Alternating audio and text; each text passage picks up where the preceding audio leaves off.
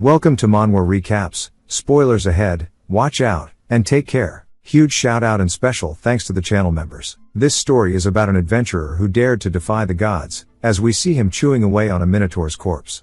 Even though his arm is all broken and torn to pieces, he continued eating. After a bit, his wounds begin to regenerate. He ends up gaining the skill called Roar of Terror, and the skill Battle Axe Proficiency. He lets out that same roar, which alerted the other monsters. We learn that within the records of a nobleman, a chilling inscription warrants the consumption of a monster's flesh as an act of grave transgression against the natural order.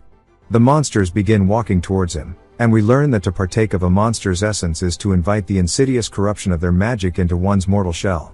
As the foul magic ensnares the human-minded body, the very first signs of corruption is an overwhelming sense of exhilaration, and a surge of unnatural strength.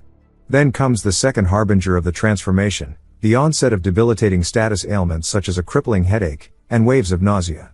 He starts talking about how if he ever makes it out alive, he swears he'll find those bastards, and the third and final stage of the corruption is a grim but glorious struggle to their death.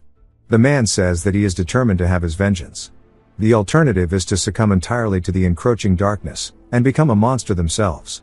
As we see the man desperately struggling, fighting them off, and in between every attack he's taking bites and continuing until he lets out one more primal howl, and then he's left with a single monster. What stands before him is a giant basilisk. He starts eating one of the wolf's heads, gaining its skills, and leaps directly up towards the monster. Then lightning begins to channel around the man, and he activates it on the basilisk, zapping it. He eats it as well, gaining its skill, and he continues. This cycle is endless, of him killing, consuming, and pushing forward. He doesn't know how long he's been stuck here. As he is slowly wobbling forward, he's determined to still make it.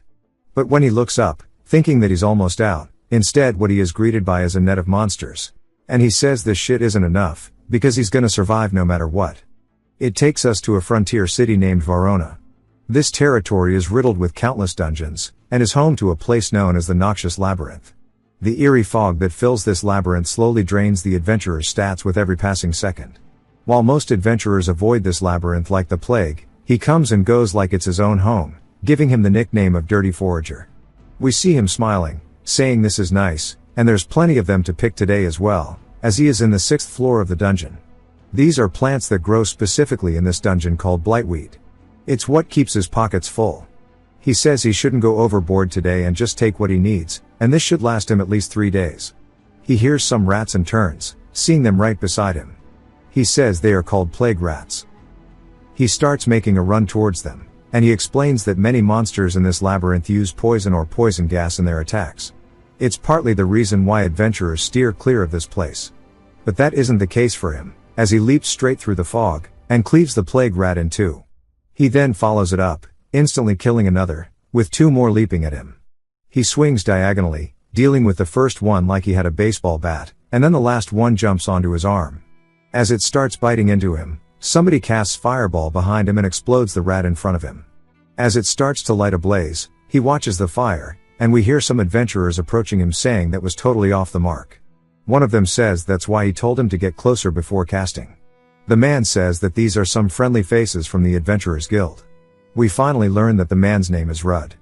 The men say that it seems like he could have used a hand there, and Rudd thanks them, but says a heads up before the cast would have been nice. The mage says that he heard him shout the spell though. The lardass tells them all that there is really a blightweed cluster here, and they get excited, saying that's what they like to hear. Rudd realizes it now, asking if they were just following him around to find his spot. The mage asks why they would ever do that, as they're just trying to make a living in this labyrinth, and they saw him and decided to help out. The least he could do is say thanks, calling him an asshole. The swordsman looks like he's ready for a fight, the lardass looks like he's ready for a delight, and I can't think of a bar for the mage. Rudd realizes that he can't fight all 3 of them, and holds himself back, apologizing for doubting them, and then he thanks them for their help, even though he really didn't want to. Back inside the city of Verona, he heads to the Golden Hearth, which is also his residence. He gets thrown onto the floor, and some men say that he stinks so bad it's damn near killing their appetite, and they want to explain it to him since he doesn't get it. The most important thing for an adventurer is having powerful skills to slay monsters. But the only thing that he has is that garbage-ass status immunity passive, and they can't believe he calls himself an adventurer. In what world is status immunity garbage? That logic makes no sense. We learn more about his status immunity, and how it is his unique ability. It's useful for exploring locations like the Noxious Labyrinth, but is completely useless in actual combat against monsters, because without any combat skills, no party wanted his service, so he was left to scavenge for items on the upper floors of the labyrinth, earning himself the nickname of the Dirty Forager. In other words, he's a garbage adventurer, with a garbage scale in terms of combat power. The sad reality is he can barely handle a few rats, and he wonders if he's just gonna live and die pathetically like this, as he curls up in his bed, depressed and wishing for more. The next day at the Adventurers Guild, he says that he's got to find another cluster before the harvest runs out from yesterday. But he says that it seems a little busier than usual, and he asks the receptionist if a big job came in. She says that the news is that a new labyrinth has been discovered. He's surprised, and says that these dungeons are a gold mine for adventurers, filled with valuable loot and magic items, and that's what has everybody all hyped up. She also says about the poisonous herb he always brings in. Effective today, the price has been dropped by 70 gold. Rudd can't believe it, and starts asking her what happened. He says that the Noxious Labyrinth isn't actually that popular, and with everyone set to delve into the new one, the demand has plummeted. He says there's no way, asking how the supply would just drop just because of a new labyrinth. Rudd says that he wants to explore the new labyrinth too, and he wants to know where it spawned. She says the new dungeon is also in the Avalio Mountains, and it's out of his league. He asks what she means, and she says that he has to be a D rank or higher to enter the Avalio Mountains. Seeing as he has only an E rank, he doesn't qualify. He grits his teeth, and says that he has to get into the labyrinth, asking if there's anything he can do. She says that rules are rules, sadly, and lets out a sigh. Besides, he'd probably just get himself killed in there anyways. He tries to tell her that's not true, and a man approaches him, saying that if he's that desperate to go, he should consider his offer, asking him if he would like to join his party as a porter. And he smiles at Rudd. It jumps to a carriage riding down the road, and inside we see Rudd, and the man who offered him to be a porter, and the rest of the party. The guy says that he's really glad they ran into him. It's been difficult to find someone to carry the loot they get from the new dungeon. Rudd though says that's just a given, all the adventurers from the guild are going to be swarming the new area, so of course finding a porter was hard. The mage says that she gets it, but still, wonders if he really had to pick the Dirty Forager. The other man in the party says seriously, anyone who'd be mildly useful would have been better. The leader says not to be so harsh on him, he's been an adventurer for a while now, and it should be better than a complete newbie, and he says that it's time for some proper introductions. He introduces himself as Vale, leader of the Crimson Blade. Then there is Sasha, and Rick, and all three of them are D rank adventurers. Rudd introduces himself as well, saying that he's only an E rank, and it's nice to meet them all. Vale says that before they go in he'd like to see what he's capable of, asking to see his guild card. Rudd says sure, and then pulls it out, and opens it for him, and it displays his stats, his level, and everything, and his skills included. Vale says that it's surprising to see that he could use fire magic. Rudd says it's too weak to use in battle, but it's just enough to provide light in dark places, or for cooking. Vale laughs, saying that that should be more than enough, and welcomes him to the party. As they continue forward, we see Sasha, Rick, and Vale all looking really excitedly, as they have finally arrived, as this door will now take them to the newly discovered labyrinth, the Avalio Labyrinth. Sasha asks if they beat everyone to the punch, and Rick says they need to hurry up and explore. They enter the door, but on the inside what they see is nothing but adventurers all the way throughout, and they say this place is already packed. They see people picking blightweed, and people fighting goblins on the other side, and then there's treasure already being sorted. Sasha can't believe it, saying that this place is absolutely cluttered with adventurers, and it sucks. Vale says that the first floor has probably been thoroughly run through like Bonnie Blue, and Sasha says beat everybody to the punch my ass. Rick reminds her she was the one who said that, but they should dive deeper at the lower portion with less people. She says that sounds like a plan, and Rudd says that the labyrinth was recently found, so they should map out the first floor before heading down. Sasha says they didn't ask for the porter's opinions, and Rick laughs, saying that's why he's still just an E rank even at that old age. Vale tells them to both cut it out, as he didn't mean anything malicious by it, but they are still trying to figure out what to do with the labyrinth. With that said, he agrees they need to head deeper, as staying here won't get a single item, and they head straight towards the stairs. Eventually, they make their way down to the 4th floor, and we see a wolf leaping in at them. Rudd looks a little taken aback, but Rick comes in killing it, telling Rudd not to let these trash mobs scare him. Sasha instantly kills one with her lightning as well, Then Vale cuts one in half. Blood flies everywhere, and Rudd realizes that they are strong, but his limbs just won't move. The final wolf falls onto the ground, and Vale sheaths his blade, letting out a sigh, and Sasha says it's a good thing they came down, as they now actually got loot, and it's nice not having to compete with other parties. Vale says the monsters aren't too strong, and the treasures aren't too bad either. Rick yells at Rudd, telling him to make sure that he loots and stashes the monsters he's slain, asking if he understands. Rudd says the ones that he's killed are too damaged to get anything useful from, and the magic crystals are probably all broken. Rick asks how he knows they're not intact, saying that he shouldn't even think about slacking off, and double check it. He says that he's not going to let the magic crystals get to him, and he's going to have to use it. Rudd really doesn't want to, because judging by how Rick killed his monsters, there's definitely nothing left, but he holds himself back, saying he'll recover them. He walks over to one bleeding out everywhere, and he says that because he tore it to shreds there are guts and blood everywhere. He starts to use his fire magic, and says maybe burning it might make it better. Rick laughs at him using his fire magic, asking if he wants some salt and pepper to go with it, and he says that they've probably explored enough, and he's getting hungry, as even monster meat is looking good to him. Sasha says that's nasty as hell, as adventurers are forbidden from consuming monster flesh. If corrupted energy enters their body, there's no telling what might happen. He says that he was just kidding with her, as they can gorge themselves from the payout after this. They start to hear a blood-curdling roar, and it's loud enough to start shocking all of their eardrums, followed by its very heavy footsteps. We see one of its hoofs, and they say this can't be right, asking what the hell a minotaur is doing here, as it is a B-rank monster in the early floors, which makes no sense. It starts stomping towards them, and Rick and Sasha say this is bad. There's no way they can take it down even if they attack together, asking what to do. Vale says that they'll have to use their items, telling Rudd to throw in the backpack, and he needs to keep an eye on the monster while he takes it out, saying that he has to do this. Rudd says of course, saying that he's got it, and asks him what he has in mind. Vale smiles, saying that he has a really good plan, it's his trump. He raises his sword, and slashes down across Rudd's back. Blood begins flying out, and he yells, telling Sasha and Rick to do it. Rick throws his axe forward, using his skill called Warrior's Inspiration, which draws the monster's aggro to either a person or weapon. It lands right beside Rudd, and Sasha casts haste, which is double the speed of the targets, which is her, Rick, and Vale. Rudd realizes that they were going to ditch him from the very start, and Vale says of course, who else wants to tag along with such a loser like himself? Rudd can't believe that they would leave him to die like this, and they run away, telling him to keep it busy for them. He calls them sons of bitches, saying that he'll get his revenge. He starts screaming at them, frustrated because there's nothing he can do. The Minotaur walks over, raising his axe high, and Rudd looks up at it, meeting its gaze, before it slams down, sending him flying into the air. He eventually lands nearby, and says that luckily it missed, and he maybe has a chance after all, but he tells himself to not kid himself, as this is going to be the end, because it's charging directly at him, and it hits him directly with its shoulder, sending him straight through the wall. The wall behind him begins to crack, and the Minotaur goes all the way through it.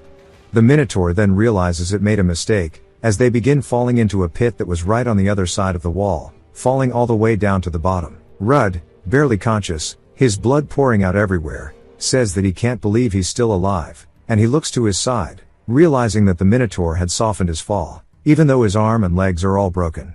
He says that it's only a matter of time before he dies, even if by some miracle no other monsters show up, he'll bleed to death, and that he's so hungry, wondering if there's anything to eat.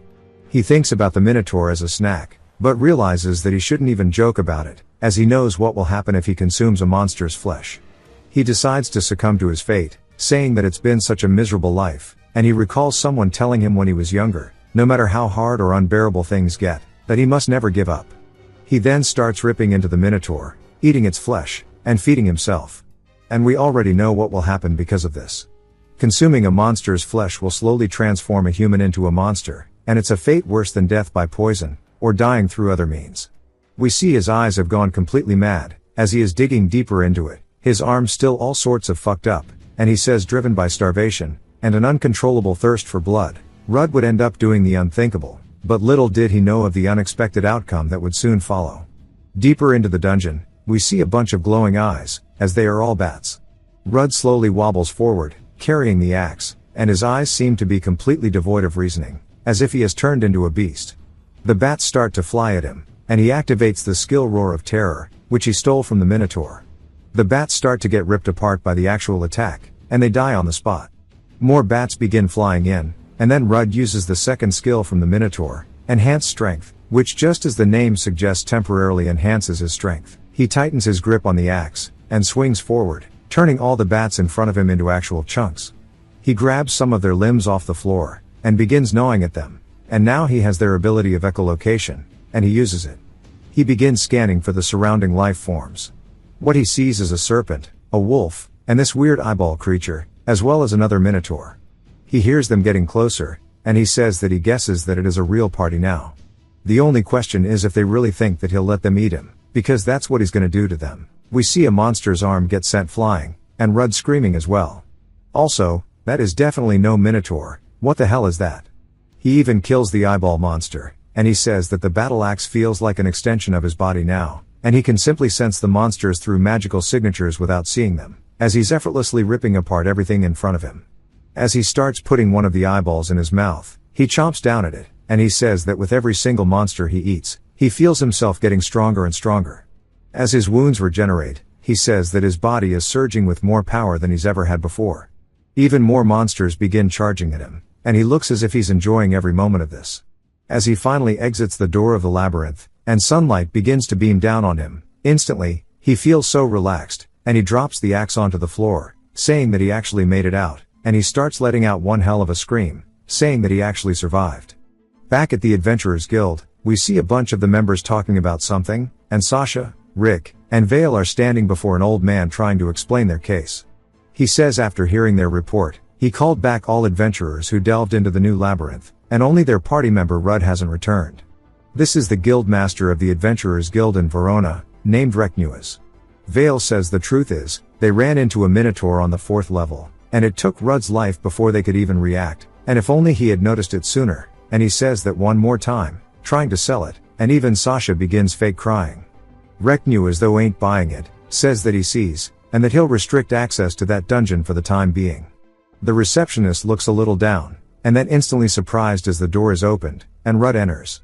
Everybody starts whispering, saying that he actually lived. Vale, Sasha, and Rick realize this shit is bad, and even Reknuas is caught off guard. Vale runs over, saying thank goodness he's safe, but whispers into his ear that if he says a word of this, he's dead. Rick and Sasha as well walk over, saying that they really wanted to look for him, but the labyrinth was closed off. Rick starts squeezing his shoulder, trying to scare him, and Vale yells, saying that he's so glad he made it back alive, and they should just celebrate his return over dinner, as he puts his hand on his shoulder. Both him and Rick realize now that they can't move him at all anymore.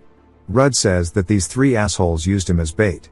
Everybody wonders if it's true, and Vale asks what he's talking about. Reknuas wants him to explain what he meant by that. Rudd says that Vale stripped the loot bag from him, and then he was attacked from behind.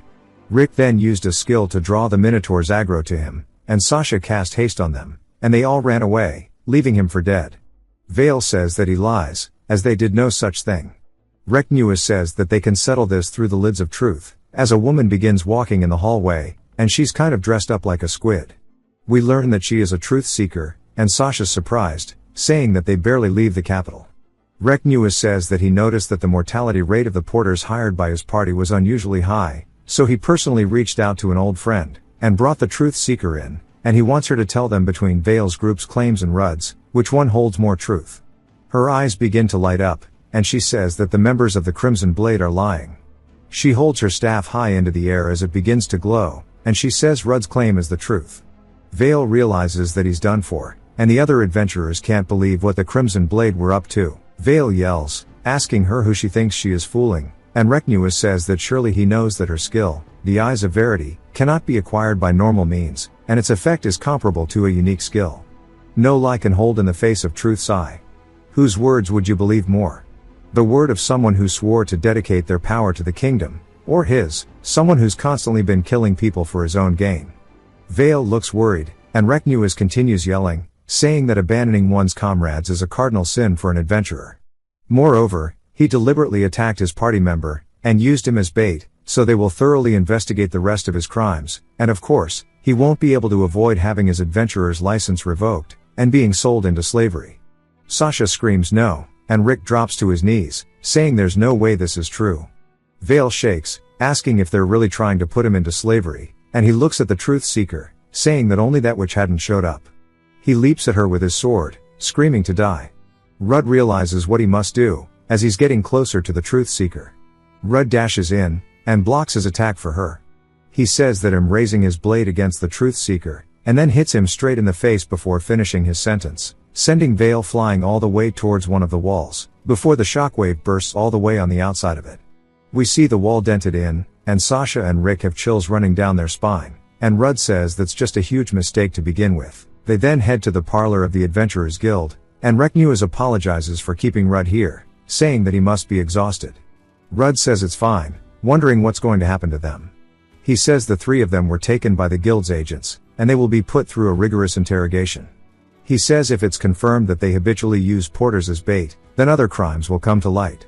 The Crimson Blade is going to lose all of their assets, and they're definitely going to be turned into slaves after having their adventurer qualifications revoked. However, since Vale attempted to harm a truth seeker, the chances are that he'll never be able to see him ever again. Rudd says this is good, and then Reknuas clears his throat, saying that the loot they got from the new labyrinth is now ownerless, so considering what Rudd's been through, it's only right he takes it, and there's roughly 200,000 rashins in there, telling him to accept it. Rudd does so, and outside we see him holding onto the bag. He says that he guesses he doesn't have to worry about living expenses for a while, and he can't imagine how long he'd have to work to get this sort of money by foraging herbs and weeds, and that adventurers really do make some bank. He then notices something different about how everybody's treating him, as nobody's wanting to pick on him anymore, but also, nobody's even friendly. He says sticking around any longer and someone might get suspicious about his sudden stat increase, and he has no choice but to scrape by the noxious labyrinth. He tells himself to stop having these shitty thoughts, as he's got money now, so he can finally buy some equipment, and eat all the food he wants, and he better drop by the weapons shop first before anything else. He then spots something nearby, and says to wait a minute, as he spots a magic bag worth exactly 200k rashins, and he tries to convince himself not to, since he can get all the dishes he wants, but we see the next day, he heads back into the noxious labyrinth, and he's easily killing the rats now, and he says he can't believe how easy it is. He had to fight tooth and nail against 5 of these before, but now it's effortless. He uses incite from that one monster, and he starts analyzing all of its stats. He can see that it's a level 9, and that its skill is called poison gas. He says it looks like he can use the skill he got from eating the monster and corpses as well, and he says come to think of it, he didn't think the plague rat was a level 9, but he also wonders how many levels he has gained. He took out these rats no problem, so he says probably at least 20, but when he opens his stats, he sees that he is now level 42, and his actual stat numbers are crazy. He starts freaking out, saying that he was level 7 right until yesterday. It's been some time since he last checked his skill list, so he opens it as well, and it's absolutely filled to the brim, and he says that there's so many of them, and he looks really excited. He says he went back to the place he fell down on his way out of the dungeon, but the collapsed wall was back to normal. The new labyrinth itself is going to be closed for a while, and he's planning on just doing a quick run through of the noxious labyrinth today, but he still wants to test it out, and to see how many floors he can descend with his current strength. Plus, he has this bag he bought yesterday, which was all the money he earned from the Crimson Blade. Also, he wants a proper monster to be his first subject. He heads down to the 6th floor, and it's still effortless, same as the 9th, and even the 13th, and he says that none of these are nearly enough, and he's got to go deeper to find a better monster for it. On the 24th floor, it's a swampy area, and we see a lizard man wearing some armor lurking around. Rudd spots it while hiding behind a tree, and activates his insight.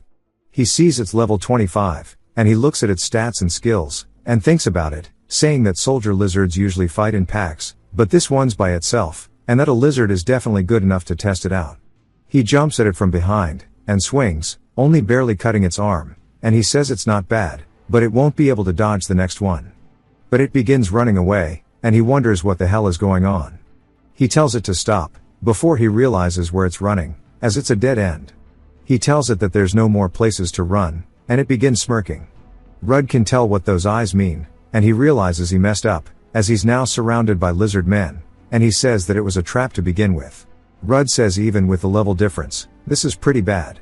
One of them swings straight down at him, and he dodges. He says that their chips were already on the table, so he decides to deal with them one by one. He dashes toward the first one, clashing swords with it. He knocks it over with sheer strength, and it begins to hit its head on the back of the wall. When it opens its eyes once more, Rudd's already closed the gap with his sword held high. He swings down to finish it, but one of its friends dashes in, saving it. Rudd is surprised that it actually stepped in. Then here's the other one coming up from behind, and he narrowly dodges the attack. It genuinely thought that it had the upper hand, but Rudd says that was actually way too close for comfort. He wonders how many of them there are, because they just keep growing by the second. He says this is weird. These monsters are known to fight in packs for sure, but the way they use traps, and ambushes, and coordinate their attacks is way too smooth. He says that he can hear a faint high-pitched sound right before they begin to attack together, and he can only assume that's what he needs to take care of. He glances over to his side, spotting a red lizard man off in the distance. He uses his insight, and focuses solely on it. As it gets closer, we see that it is called a general lizard. It is level 32, and one of its skills is called command and control. Rudd says this makes a lot more sense, and that he's the boss of this pack. It begins screaming, hyping the other ones up, and 3 of them leap at him in unison.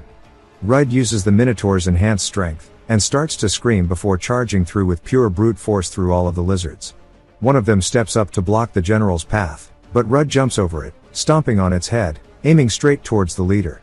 He says now is his only chance. He grits his teeth, and swings down with his full force, slicing it across the chest, but he wonders what the hell is going on, because his attack did 0 damage to it. The general begins grinning, and starts to come in with his own attack straight towards Rudd's chest, and he realizes he can't dodge this in time. He activates the spider skill to harden, and he says that it's not the only one with tricks up its sleeve. The general then distances itself, and Rudd says he just doesn't get it. He definitely felt it connect, but there's hardly a scratch on the bastard. He doesn't have anything to boost its defense, and something else is at work here, as he starts analyzing every other skill around him. He says that nothing special stands out from the minions, but one of them catches his eye, as he sees it cut across the chest, and it has a skill called sacrifice. He says this must be it, and that lizard took the damage for its leader. He charges forward to it, before piercing it through its chest, killing it. He says that he knows the job of a meat shield more than anyone else, and that he's really sorry about this, but it must be done. The general, realizing that its trick has been seen through, starts screaming, and it and the rest leap at Rudd. Rudd then uses Silkweave, another one of the spider's abilities, and flies upwards towards the top of the dungeon, and the general can't believe what it is witnessing. Rudd thanks him for rushing at him all at once, and he puts all the webs together, and he starts to spew out his webs like he's Spider-Man, and throws out an electric net towards all of them. The general screams before they're all wrapped up on the floor. The general, realizing he can't do anything, Rudd tells him to raise his head, as it looks like it's over, and he cuts it clean off, sending it flying through the air. Some time later, we see its head bleeding out on the floor, as Rudd finishes cleaning up the group that was left. He says it's time for a meal, and also a good opportunity to put that magic bag he bought to use. A magic bag is exactly what it sounds like. It's magically enchanted to have more space than it looks, and it's extremely lightweight when locked. He brought out some cooking tools, seasoning, and sauces. He says he was too busy trying to save his ass when he fell through the hidden door, but there's something that he's always wanted to try. As he starts cooking up some of the lizard tails, he wonders what it would be if he were to properly prepare and eat monster meat. He begins drooling, and takes his very first bite, and he says that this shit is actually straight gas. Then he can't believe monster meat is this good, and it makes him want to take bite after bite. He also gains each individual skill that Lizard Man had, and this will continue for everyone. He says that it's just so weird, asking how he's gaining their skills. He wonders if it has something to do with their corrupted magical energy. He's already using the skills of the Minotaur, and Spider, and even the Evil Eye as well. The only ones he hasn't tested out yet are the Thunder Wolf, and Black Snakes.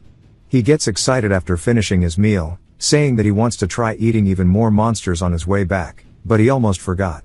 He should probably take a bite out of the lizard who had the skill sacrifice, just in case. He heads back up to the 21st floor, as we see some moths as well as some frogs. He then starts to activate the Thunder Wolf's ability called Chain Lightning, as he shoots it out, zapping the frogs, killing them instantly, as well as the moths, cooking them up. He says that it's a pretty nifty skill. It looks like these monsters relied on a combo of status effect skills to disable their foes, but it's just their luck to run into him, and it's time for him to get started. For a dish with frog meat and insects, there's only one thing you can think of, and it has to be fried. He says that venom toad meat is so damn tender, and moth meat with the seasoning he has on it is just really good, and he just wishes he had some beer with him.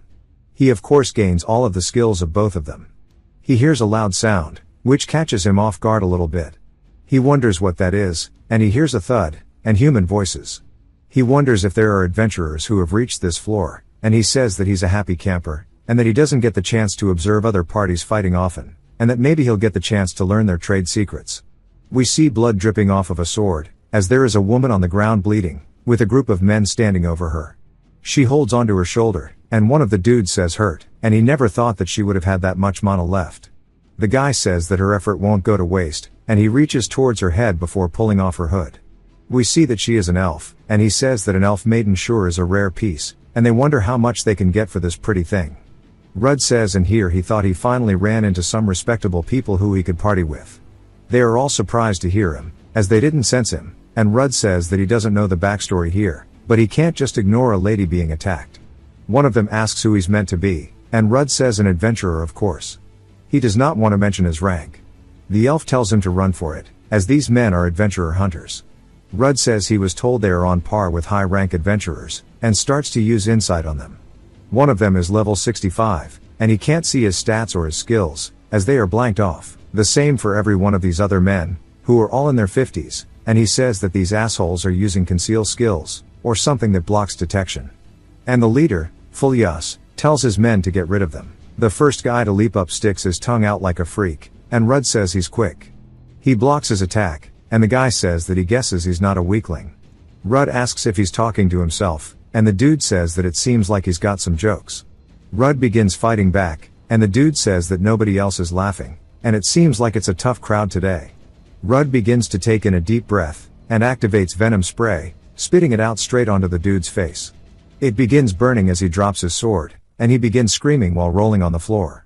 Turns out this dude's name is Jairus, but let's do him the disrespect, I'm not even calling him by his name. His teammates wonder if he really just spit out venom, saying that that is something a monster would do. Rudd says that he's sorry for fighting dirty, and it's not so very adventurer-like of him, but this is the only way a weakling like himself can survive. Bro should really put his tongue up. Fulias wonders if that was his unique skill, saying they shouldn't let their guard down, and this time they can jump him all at once. The first two lead the charge, one swings, and Rudd narrowly dodges underneath, and then has no chance to counterattack, because the guy's teammate is right there with him. Rudd distances himself, before he sees a boot right in his face, as Fulias has already closed the gap. Rudd activates Harden, and takes the blow straight to the face, but it still has so much power, sending him flying backwards into a puddle. Fulias says that he's tough as nails, he had planned to snap his neck, but that sure is impressive. One of them begins to approach him, saying that he's gonna end this now, and as soon as he steps in the water, Rudd starts making a run for it. The dude asks where he thinks he's going, and Fulias tells him to stop, as they're in the tainted bog. The deeper he goes, the harder it'll be to get back, and that he won't be able to withstand the bog's poison for long either, and he'll come crawling out soon enough. They watch Rudd from a distance, asking how long he plans to marinate in that nasty-ass water, saying that they should settle this like adventurers. Rudd says that falling into this was luck in disguise. The fumes around the bog quickly drain an adventurer's health, and they start to wonder just how long he's gonna stand out in the middle of the swamp, since it's already been 10 minutes, and their heads are pounding. They also feel sick to their stomachs. Rudd says that it's about time to begin. He would have preferred to wait until they got weaker, but if he drags it out anymore, it's just gonna make things worse for the injured elf, since he's trying to bag her. He asks them how it feels being poisoned, and affected with status ailments, saying surely it's excruciating. He starts walking back, and they ask if he's finally given up, saying he could have saved them the trouble of waiting. Rudd says too bad for them, he's immune to status ailments, so he can't exactly empathize. Fulias realizes the entire thing was a setup, and yells, telling his men they can't wait anymore, and they have to kill him now. They begin running into the bog to deal with Rudd, and this time he easily matches the first guy's blade, so much so that he starts to overwhelm him. Rudd says the bog steals their health with every passing second, and when the poison builds up in their body, their stats begin to drop. The second guy comes in for an attack, which he notices since he's screaming at him. Rudd hardens to block, tanking the attack with his back. The dude can't believe this, and Rudd says it's his turn, as he starts to have a little electric charge around him. He activates chain lightning, stabbing his sword into the bog, zapping both these dudes until they are crisp. One of them is still standing though, while smoking, and he charges at Rudd, calling him a bastard. Rudd then activates air slash, which is one of the moth's abilities, and it flies through, actually butchering the hell out of this dude. That is brutal. Filias says from venom spray, to harden, to even chain lightning, as well as air slash, how the hell is he using monster skills? Rudd runs at him, saying that he has no reason to explain anything to him. Rudd begins slowly overwhelming him, and Filias says that while he should have the advantage in melee combat, since he's obviously way higher leveled, but because of that damn poison he's losing, as his blood gets sent flying out everywhere. He then uses one of his abilities called enhanced dexterity, and he says that he refuses to lose like this to a filthy weakling. He begins to imbue his blade with an aura, and charges forward. Rudd though doesn't try to run away, and instead meets it using the Minotaur's strength, and shatters Filias's blade, but also cleaves him clean in two. As he falls onto the ground, Rudd says that he definitely would have beaten him if not for the poison. Rudd and the elf start walking, and she thanks him for saving her. She says she doesn't know what she would have done if he didn't show up. He says he couldn't just stand by and watch. He says she's trying to act tough, but the poison must have done considerable damage over time.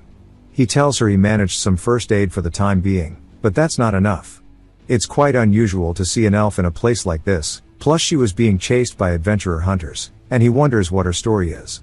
They then hear the sound of a moth buzzing, and they see it directly ahead of them, and this time it's a giant one. Rudd says that looks like what could be the moth's boss, so he inspects it, and he sees that it's a level 37 greater moth pose. Its stats are pretty juiced, and it has an ability called moth vision, and paralysis dust, and poison dust. Rudd says it looks like it's nothing but a big bug, and he's got this in the bag. It then uses air slash towards him. I don't know why he's caught off guard, because he literally just read it, but it flies straight past him, shattering the ground, and even barely scraping by the elf. Rudd asks if she's okay, and she says that she thinks so. Rudd says that it's starting off with scare tactics, and he'll show it what real intimidation is, saying that surely it doesn't think it's untouchable just because it's in the air. He then starts to activate air slash himself, shooting it out as it flies straight up, hitting the greater moth, cutting its wings. Blood begins flying out, but it doesn't fall down yet. Realizing it's in a bad situation, it starts to spread out its paralysis dust, and Rudd says that won't work on him. He then realizes that it'll work on the elf though, but we see her casting a spell as it shoots out a giant green beam, blowing off 2 sets of its wings, causing it to fly down. Rudd says that wind magic makes sense, as she's an elf after all. He then walks over, stabbing it in the head, and she says that both poison and paralysis affect him nothing, and that the skills he uses are just like the monsters. He wonders how to talk his way out of this, and we see her starting to flinch up in pain as she falls to the floor. Rudd asks if it's because of the paralysis powder. She says that isn't it. Once they get out of here, she'll tell him everything. They start making their way back up, and finally they get outside of the dungeon, and they both prop up against a tree. She says it feels so much better now that they're out of the labyrinth. Before she tells him her tale, she wants to introduce herself. She says that her name is Alicia, and she is a former adventurer. He asks if she means like Alicia of the Misty Green. She laughs, saying that she didn't think she'd be recognized. He says that of course he would recognize her. She's from the elite S-rank party of the Kingdom of Rudeos, the Ether Path, saying that everybody's heard of its members, and from what he's heard, the Ether Path was defeated. She says that's correct. They were all defeated by a monster 5 years ago. That day they challenged the monster lurking on the lowest floor of the S-rank dungeon, the Abyssal Labyrinth. Her party leader was slain in an instant. Another member was gravely injured, and forced to retire. A third member was trapped within the labyrinth itself. She also did not walk out unscathed. She shows that she has a mark on her chest. He starts to freak out, asking what she's doing, but then realizes it, and she says that this curse is something she was inflicted with back then. It's the mark of a level down curse. He says he's never heard of such a thing, and she says neither had she, but all she managed to do was slow it down. The adventurer hunters they ran into earlier knew of her curse, and they must have thought they could use it, or use her in her current state for profit. If her level reaches 0 like this, she'll die anyways, but even so, she didn't want to become their plaything. That's one thing she couldn't live for. Rudd then realizes something, saying that he thinks he might be able to help her. He pulls out his stat card, and looks at his skill sacrifice. It asks him to choose a target, and take any attacks or status ailments they receive, and he tells her there's something he wants to try, asking if he could test it out on her. She says sure, and he puts his hands on her shoulders. Before he activates sacrifice, the curse begins to travel up his arm, and she can tell that her curse is being transferred. She says that's enough, at this rate he'll be cursed instead. He smiles, telling her it's alright, and to trust him. As the level down curse is now being afflicted to Rudd instead, she can't help but watch as the demon begins to stretch its hand directly towards Rudd, but a bright light intervenes, as of course he has status immunity. The curse begins to get eaten up by the immunity, and Rudd says this did it, and it seems like nothing went wrong either. She asks what that was just now, but he tells her to check her card first. We see that she is only level 43 due to the curse, and her status is now normal. She says she can't believe it, and that the curse is gone. He tells her that his unique skill is status immunity, and he thought that he could nullify the curse by taking it, and he's sure glad it worked out. She asks what the hell is wrong with him, and why he would do something so recklessly for someone he just met. She begins crying, but saying still, she's so grateful that he did. He looks at her smile, and says that's good enough for him, and he starts comforting her, telling her not to mention it. Our boy is a Chad. They head back to an inn, and we see Alicia slam her mug onto a table, and she says that sure does hit the spot.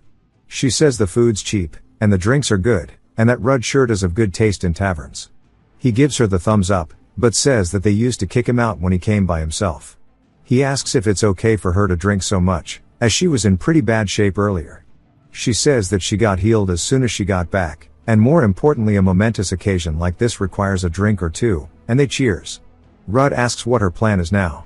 She says that before she answers, she wants to know more about him, asking how he became an adventurer in the first place. He explains how a long time ago, his home village was attacked by monsters, and because of them he lost his family and friends, but then an S-rank adventurer appeared out of nowhere, and dealt with the Hydra-like monster, protecting Rudd, and he did it with complete ease.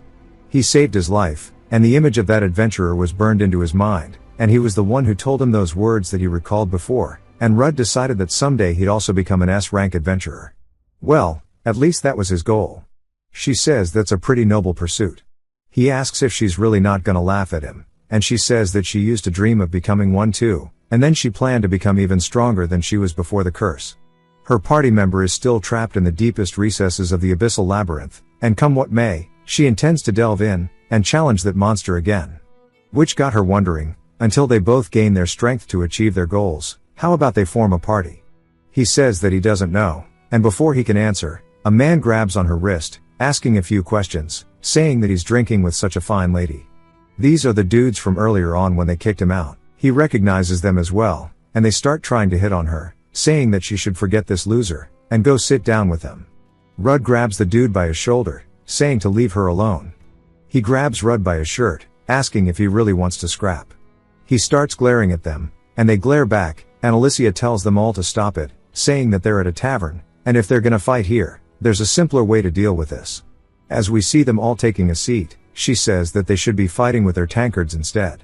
I'm actually so glad this didn't turn into a stereotypical bar fight. She starts chugging it, and people cheer her on. They start matching her drink for drink, and Baldy's even double fisting it. After a while, Rudd watches with a smile on his face, and the crowd is super lively. Baldy's incapacitated, and so is the other dude, but Alicia is still okay, and she is deemed the winner. She gives Rudd a little victory pose, and he's glad that she won, but it was also just really fun. He says that she's something else, and she even had quite a bit to drink before the showdown. She laughs, saying that he saved her life, and there's no way she'd let her savior get humiliated in front of her, and also she's only a little bit tipsy, as she falls over onto his chest. He tells her to be careful, but says that he guesses it can't be helped. He activates sacrifice, and she instantly feels better. He says that he transferred her drunkenness to him, since he can't physically get drunk. She gets excited, saying first the curse, and now this, his unique skill is so good, and they absolutely need to party up, but first she needs to go drink some more. He says that she's an alcoholic. She says it's a shame that she won't get to try the local delicacy today, and the chef says that the thing is, monsters have made a nest at the trout fishery, and they ask the guild for help, but they said all the high-ranking adventurers are away, and if the two of them are up for it, they might be able to take on the job. They head to the trout farm of Verona, and we see them on a boat. She says that she never knew the trout for the city were farmed in this area, and that they should get this job over with, and have some of that famous dish. He says that sounds like a plan, but then notices something as it shoots out of the water, passing right by them. He says there it is, that's the monster that the tavern master was talking about. Alicia tells him to look, as they're absolutely surrounded by a whole army of them. He says that this has to be some kind of joke. They start to approach the boat. Rudd uses his inspection to look at their stats. They are called Gelnefs, and their skills are rapid swim, water bomb and snipe. One of them comes up and shoots water at him, but he blocks it with his sword. More of them now begin to tag in, and he says it's crazy no matter how much he blocks there are more and more. His footing is also shaky so it's hard to keep dodging. He says he's sick of this shit, and leaps into the water. Alicia is surprised, as they begin to swarm him. He smiles waiting for them to start attacking him. They go into attack, but we see lightning beginning to surge at his fingertips. As he has casted chain lightning. All Alicia sees is a bright light, and toasted fish floating to the surface. Rudd resurfaces as well to breathe. She asks if he's okay, he says he is. But there's still a few left down there. The ones deeper down were holding off out of caution. And he wonders if they are protecting something. He tells her he's gonna scout the bottom for a bit. Also there's something he needs her help with. She wonders what it is, as we see a rope tied around him. He begins to dive deeper into the lake. He says they are ignoring him just as he thought, but they aren't fleeing either. He then spots it at the bottom, as there is a monster deep on the lake floor. He inspects it, and we learn its name as the tentacles. He says it's either more like a giant sea anomian or maybe a hermit crab. From its tentacles it breaks one off, as it turns into a Gelnef. He says that thing just spawned it in. He realizes that if he doesn't get rid of the tentacles, it'll be pointless no matter how many Gelnefs he takes down. And it doesn't seem like it's going to attack, so he needs to head back up and prepare. But as he does, he feels his leg getting tugged by one of the tentacles' tentacles. He realizes now that they weren't attacking, so he would let his guard down, and that's exactly what happened. He starts to grab onto its tentacle and activates his chain lightning, but it mostly just takes out the Gelnefs. He says if he does it enough, even though its size is so big, it should be okay. But that's when he feels that the tentacles have already been separated due to its skill. He says that he forgot about its sever appendage, and as soon as it felt the shock travel up its tentacles, it got rid of them to get rid of the potentially fatal damage. The tentacles itself then leaps at him, and he realizes that this is bad since he can't hold his breath any longer. He tugs on the rope, saying that he's counting on Alicia as she notices it.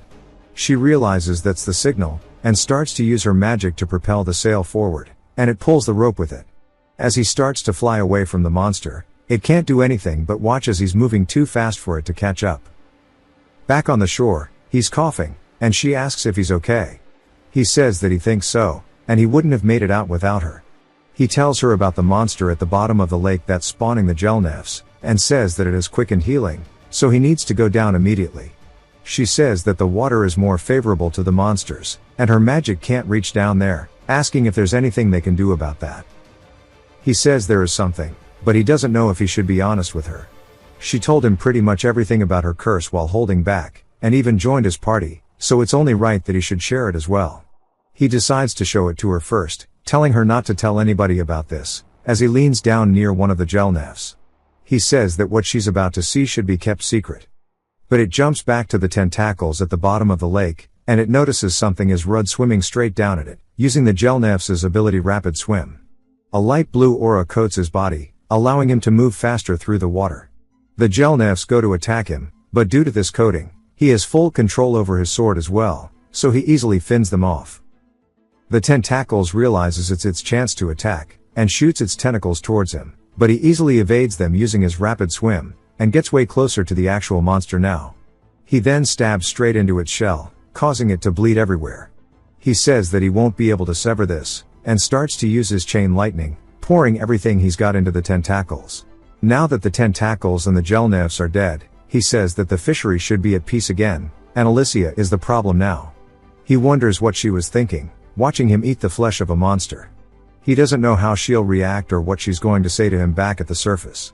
But he decides that he can't run away from it forever, so he heads up to the surface. But when he does, he looks forward, seeing that she's nowhere in sight. He smiles a little bit, saying that he didn't know why he would assume that she would wait for him.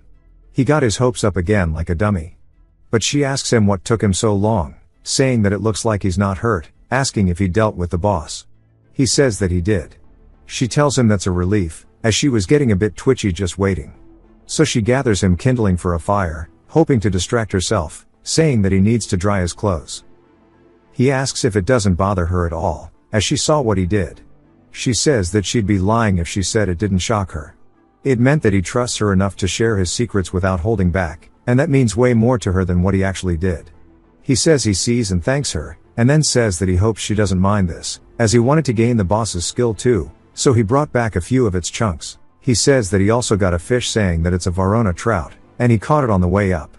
It might be a bit jarring to see someone eating a monster right next to her, but before he can even ask her if she wants it, she starts drooling, saying that she does. He laughs, saying that they should eat first, and he'll tell her about how he came to eat the monsters. He sets up the campfire, starts cooking up the meat, and she says that this shit's gas. She says that she's glad that he told her the story of how he became a monster eater. He says truthfully he's glad for it, because he's now one step closer to what he dreamed, and even though he was an E-rank adventurer for as long as he can remember, he can finally start moving up. She says that he's right, and it was through that power he saved her from the hunters, and the curse. She then says that now that it's all cooked like this, the monster shit does look pretty. He says that it's actually really good, and he didn't need to eat the gelnefs again, but he wanted to cook one properly to see how it would be, asking if she wants to try some. He says just because he's unaffected doesn't mean that she would be as well, and she refuses, but she wants to ask him one more time if he would like to form a proper party with her. He hesitates for a moment, saying that she must know people far stronger than him. She says that it's been 5 years since she was cursed, even if they survived the labyrinth. Considering the human lifespan, many of them are probably retired.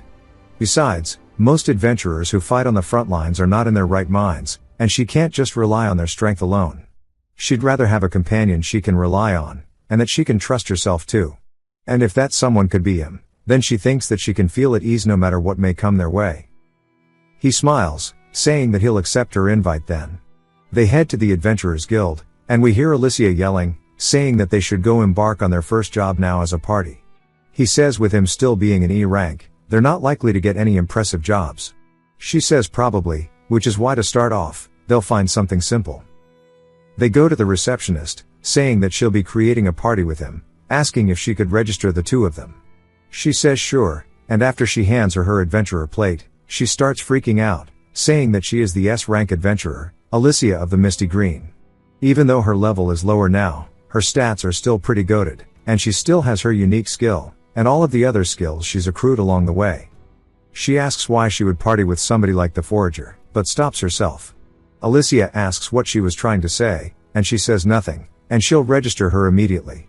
Alicia also says that she was hoping to raise Rudd's rank while they're at it, asking what requirements he hasn't fulfilled yet.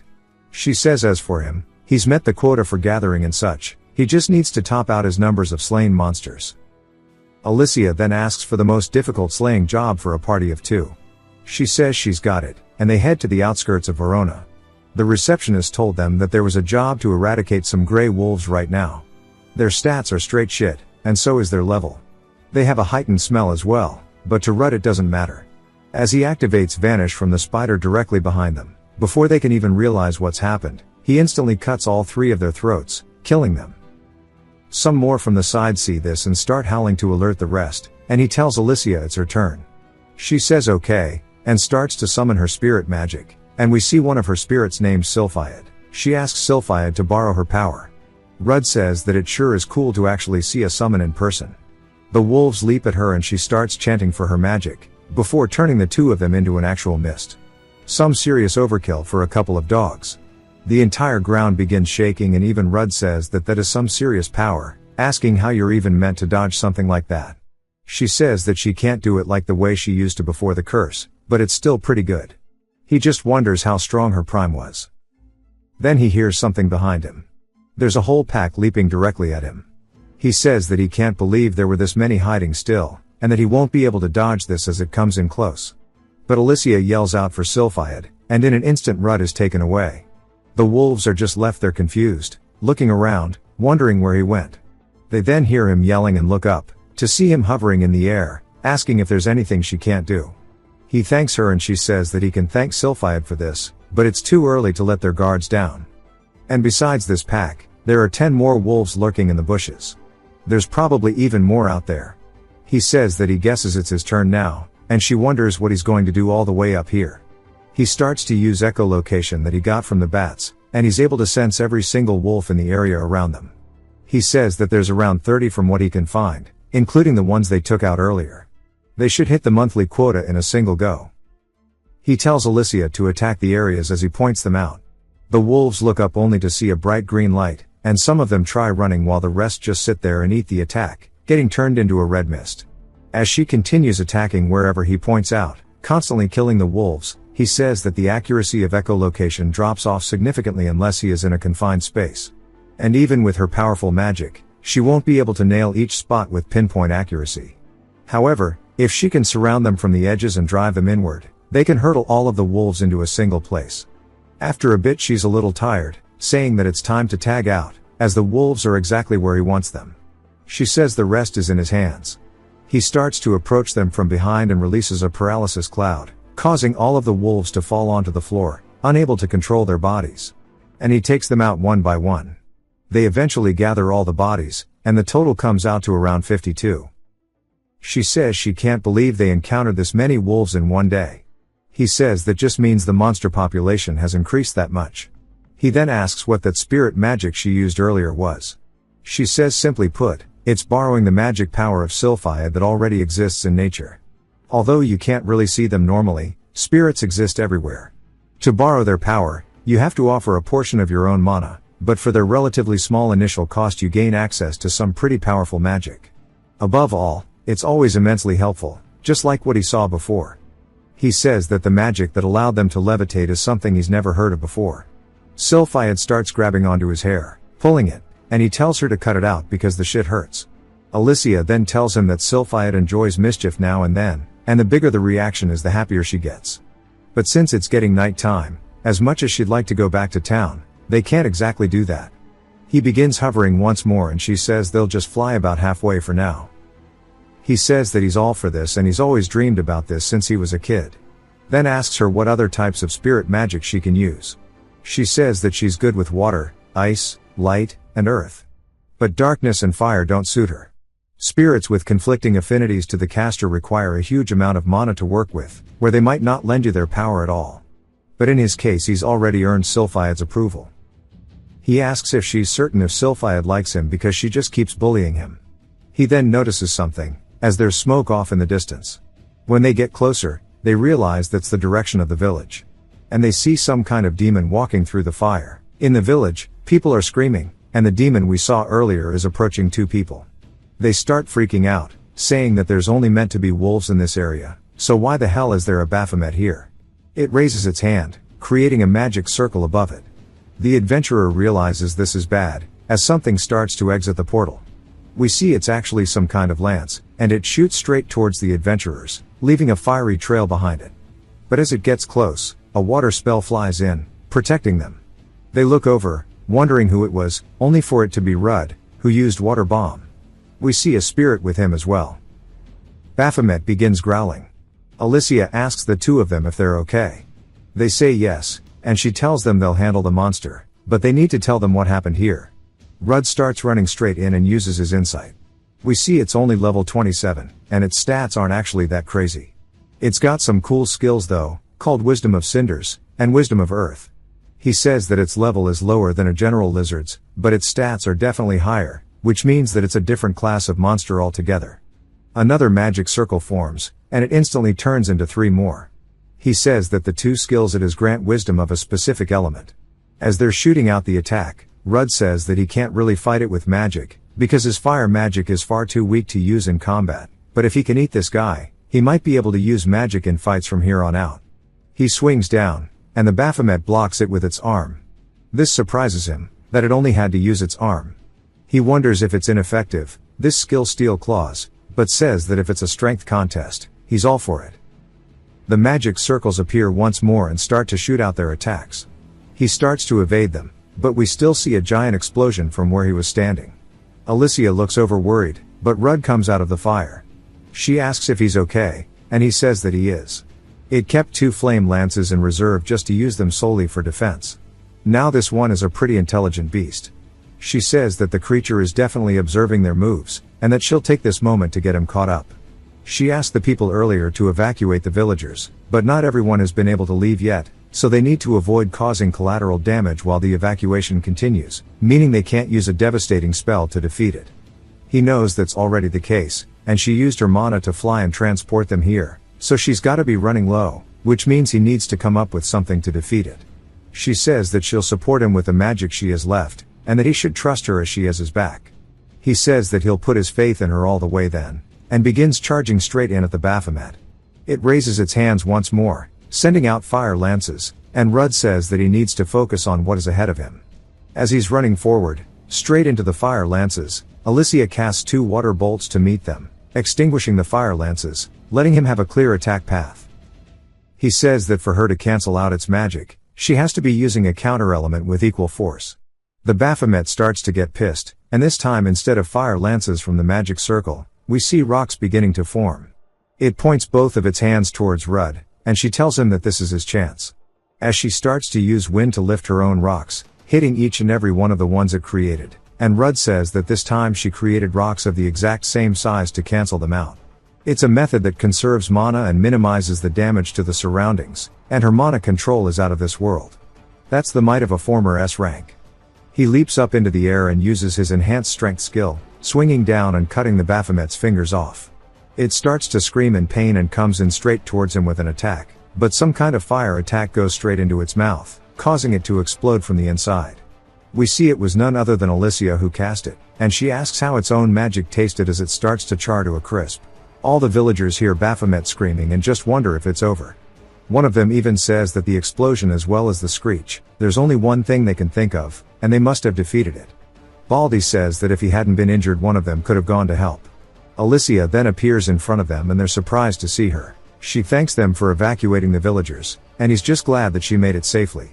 She says that they also dealt with the Baphomet, however though they managed to defeat it right now, there's a chance it'll recover and come back to finish the job, so they're going to chase after it now. She says that she has a favor to ask. The adventurers who were fighting it beforehand say that she can just ask, they'll do anything.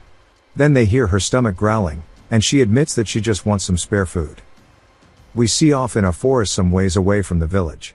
Rudd is preparing his campfire to cook Baphomet.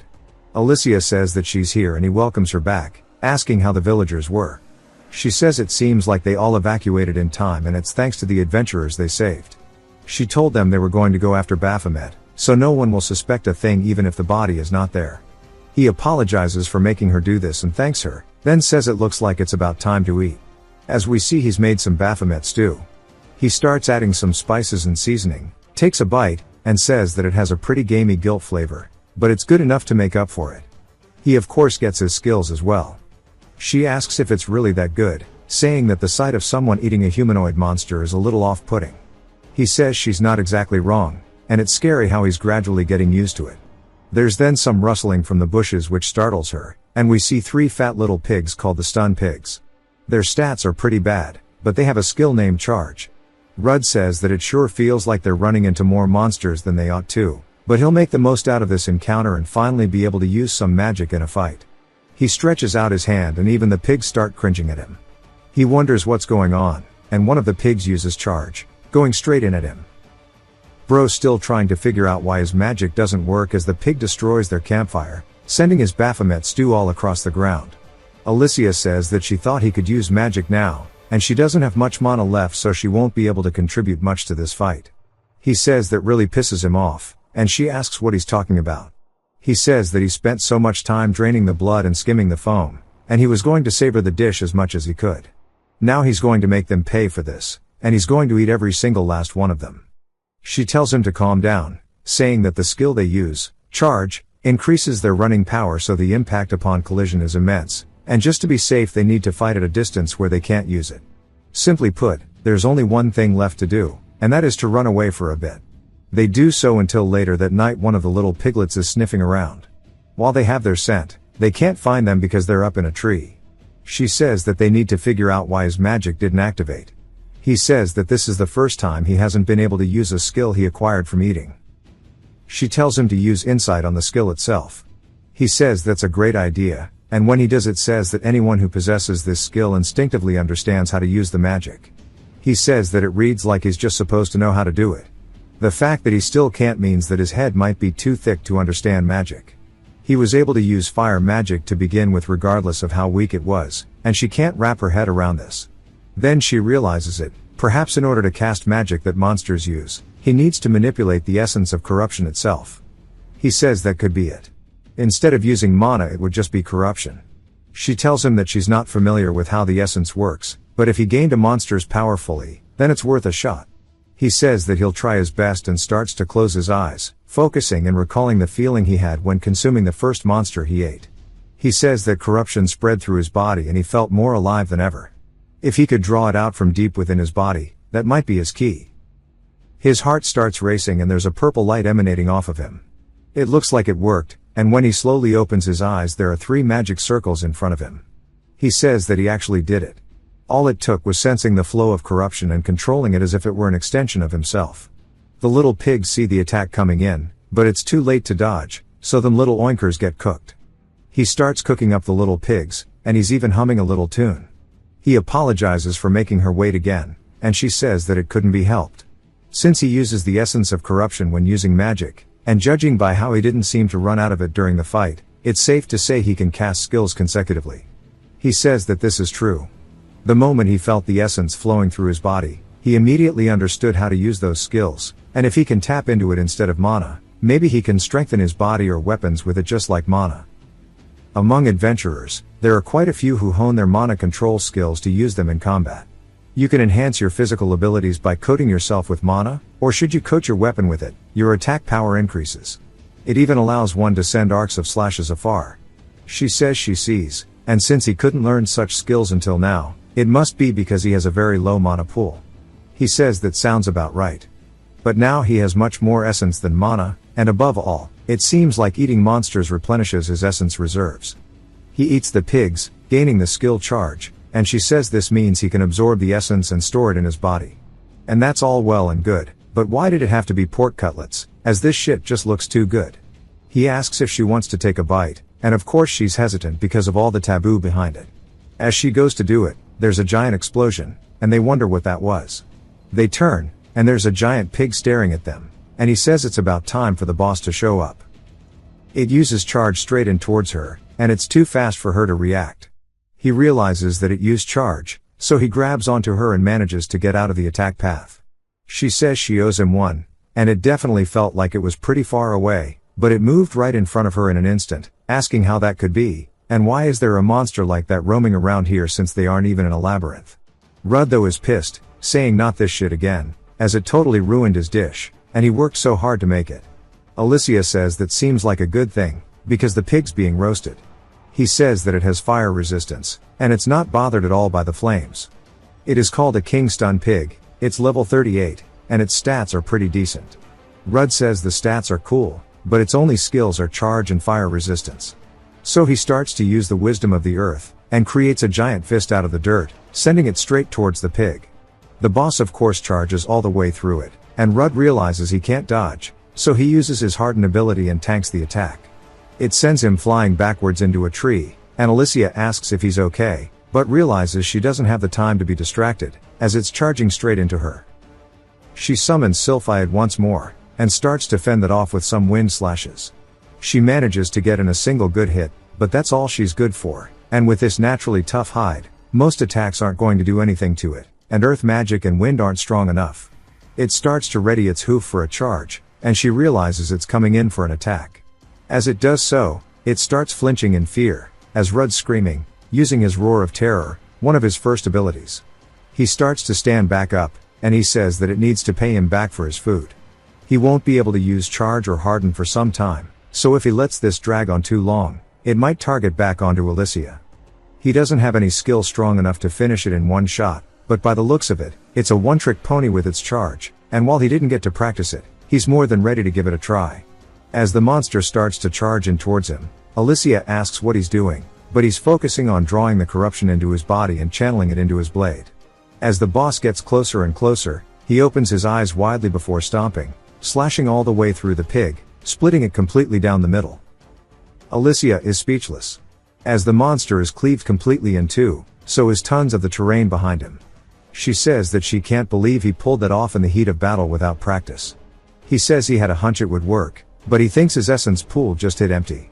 On cue, his sword also shatters into pieces, and she's surprised and so is he as he starts screaming about it. He says that he's used it for a long time, but still. She says maybe it couldn't withstand the amount of essence poured into it, and before an adventure a weapon is like an extension of themselves, so she can imagine the shock. She decides they should call it quits for today, and he says he agrees, but he wants to eat some of this thing. It takes us to the 7th floor of the noxious labyrinth as we see the adventurers who are messing with Rudd at the start and they are struggling to kill a king plague rat. Fat Ass charges into it and the warrior guy comes in from the side and cuts it down, comes over from the side and deals the final blow. And the mage sighs out of relief, saying that sure was a tough fight and they all agree that there's no way they could lose together. He needs to lose some weight, damn. While they're distracted something creeps up behind and the knight turns. The mage asks what's up and he walks over saying that he thought he heard something.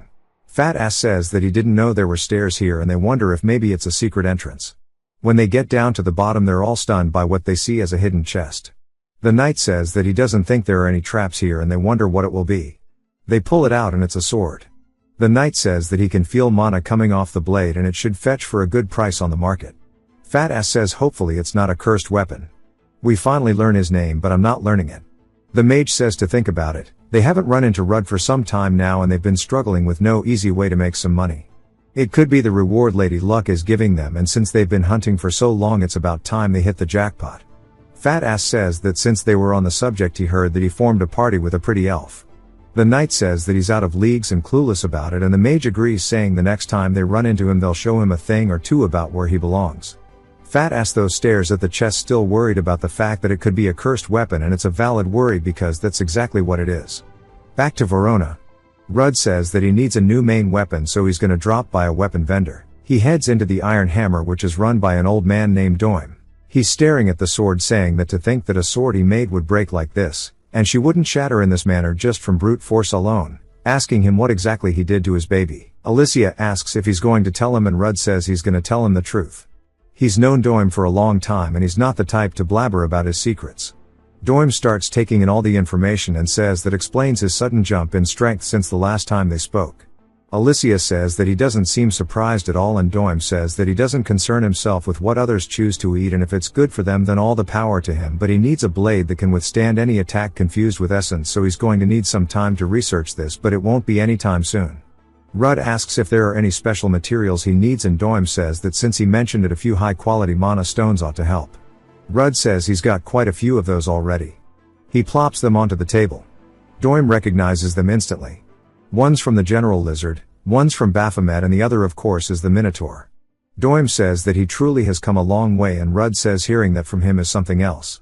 Doim tells him that he'll contact him if he needs anything else and in the meantime to take this blade.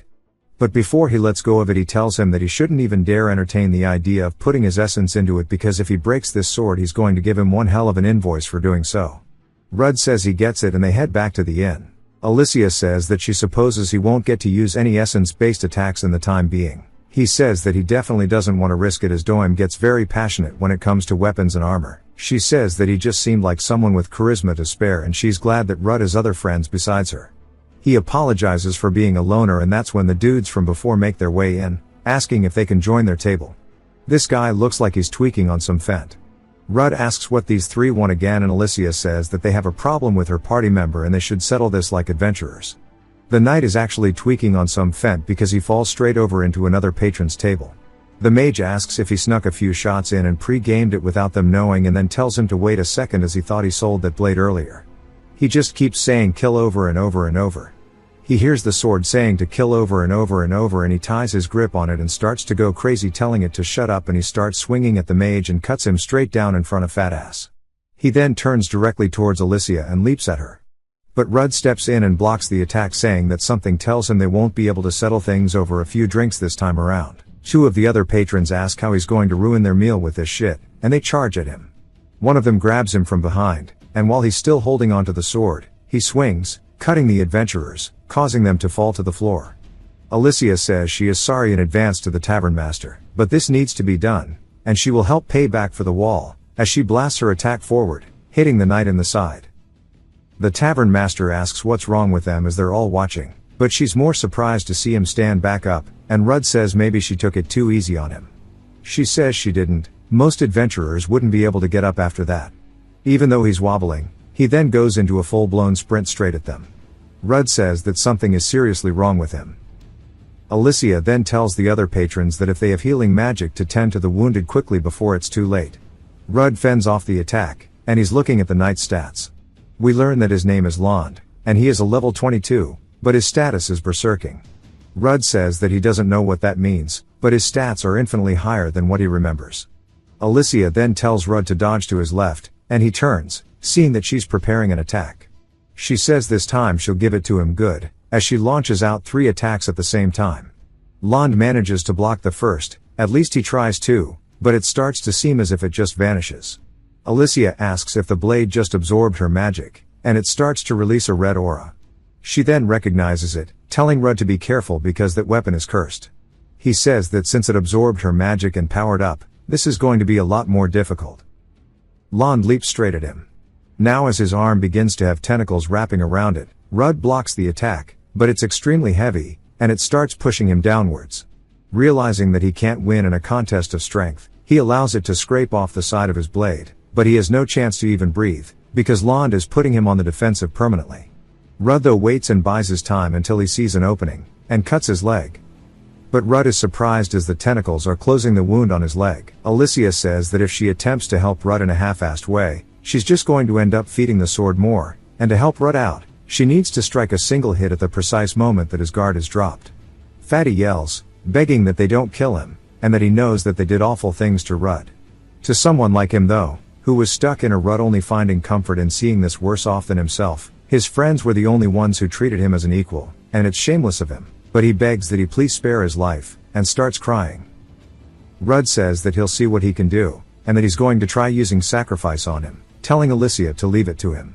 She says okay, and Rudd says that it took about 10 seconds to use it last time, but the problem is now that he doesn't have 10 seconds to spare, and he needs to figure out the logistics of dealing with him while the curse is being lifted. A sudden attack comes in, hitting him on the side, and Alicia screams out for him, but Rudd manages to block it, and says that it feels like he's being charged by a horse, but he says this is good, and he wraps his legs around Lond's arm and the blade, and says that if he can keep the blade controlled, this will work. He then starts to activate a spell.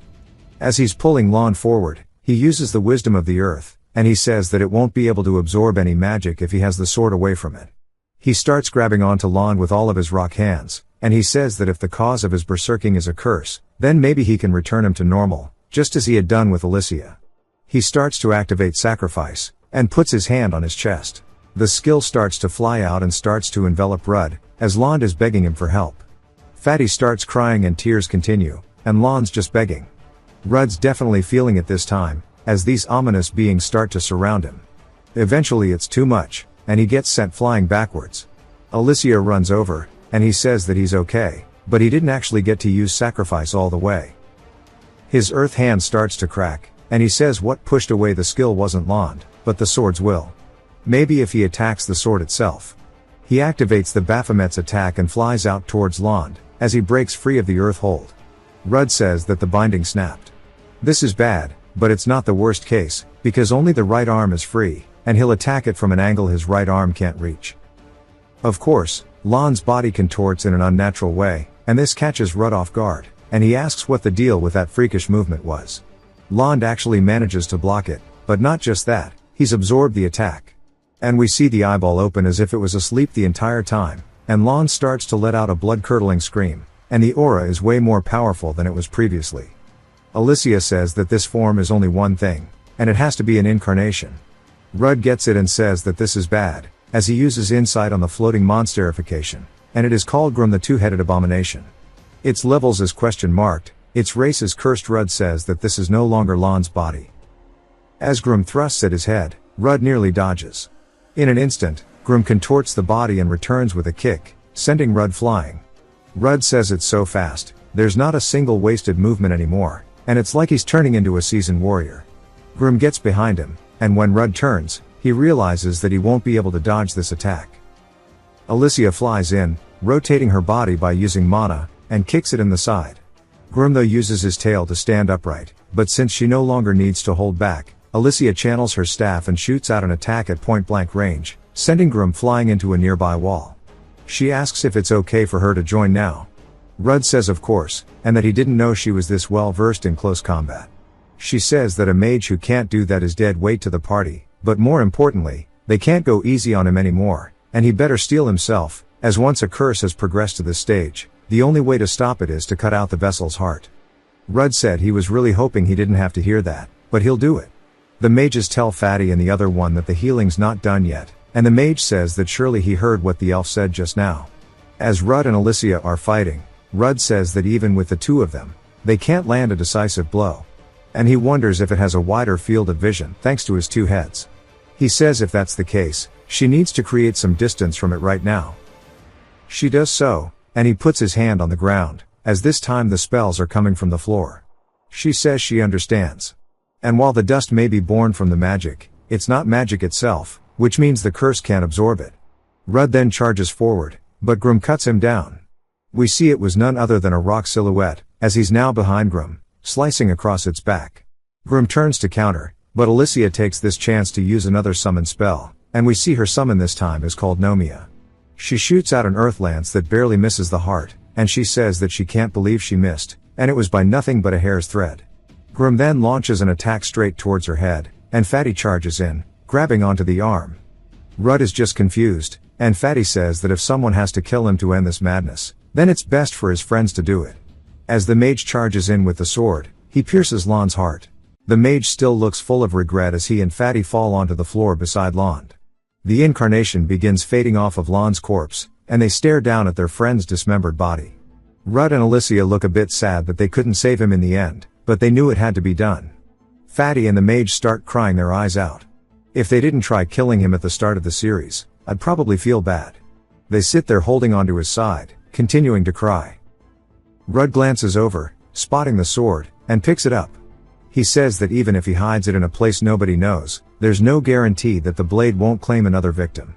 He then starts hearing the word kill over and over and over in his head as it tries to inflict him with a curse, but of course he has status immunity, so he tells it to shut the hell up, that it won't work on him. His eyes start to droop, and the door gets pushed open. We see Reknu is asking if everybody's okay. Rudd says that things have been wrapped up. Reknu glances at the scene and says they should head back to the guild and hear about what all this was. In his office, he says that they've confirmed the statements about how a cursed sword forced Lon to go berserk. They've heard the mage's statement, so he's sure the other adventurers will understand. But more importantly, he wonders why Rudd is not affected by the curse. Rudd says that because of his unique ability, curses have no effect on him, so as long as he wields it, there won't be any more victims. Reknu says he sees. However, in the event that the sword takes over, Rudd cuts him off, saying that he can do whatever he wants to stop him. Alicia hopes it doesn't come to that. Reknu says he's glad the two of them stepped in to contain this incident, and he's sorry to hear about Lon's death. It may seem callous to move past such a heavy topic, but they have bigger things to deal with. Alicia asks what's up, and he says that the adventurers who came with him had originally set out because of that very problem. The number of monsters outside the dungeons has been increasing at alarming rates. The new labyrinth made them send out a team of their best scouts, and they reported that a single monster seemed to be the cause. It is called the Basilista, the Venom Drake. It's a monster they've only read about in books, and its estimated level is 70 or higher. Rudd says that's crazy, but Reknu continues, saying that just considering its combat prowess, it's already a formidable foe. But the greater threat is that poison gas constantly emits around it. They think the poison is what's driving the other monsters, giving them the strength to venture outside the dungeon. Half of the scout party died because of it, and the survivors are still receiving treatment. If they leave it alone, the miasma will spread beyond the gates of the labyrinth along with the monsters and cause serious damage to the surrounding areas. That's why he sought out Rudd. Rudd says he understands now and first wants to meet the surviving members of the scout party. They head to the infirmary, and Rudd puts his hands on one of the men who is clearly in severe pain from the miasma. Rudd activates sacrifice and starts to take the poison from him. Reknu says that he can't believe it even after seeing it, as the man instantly looks relieved. Reknu says it's amazing that Rudd can actually nullify status effects of others as well. Rudd says as long as they don't resist his touch, he can. He then asks that for the Venom Drake, he'd like Reknu to entrust its slaying to him and Alicia.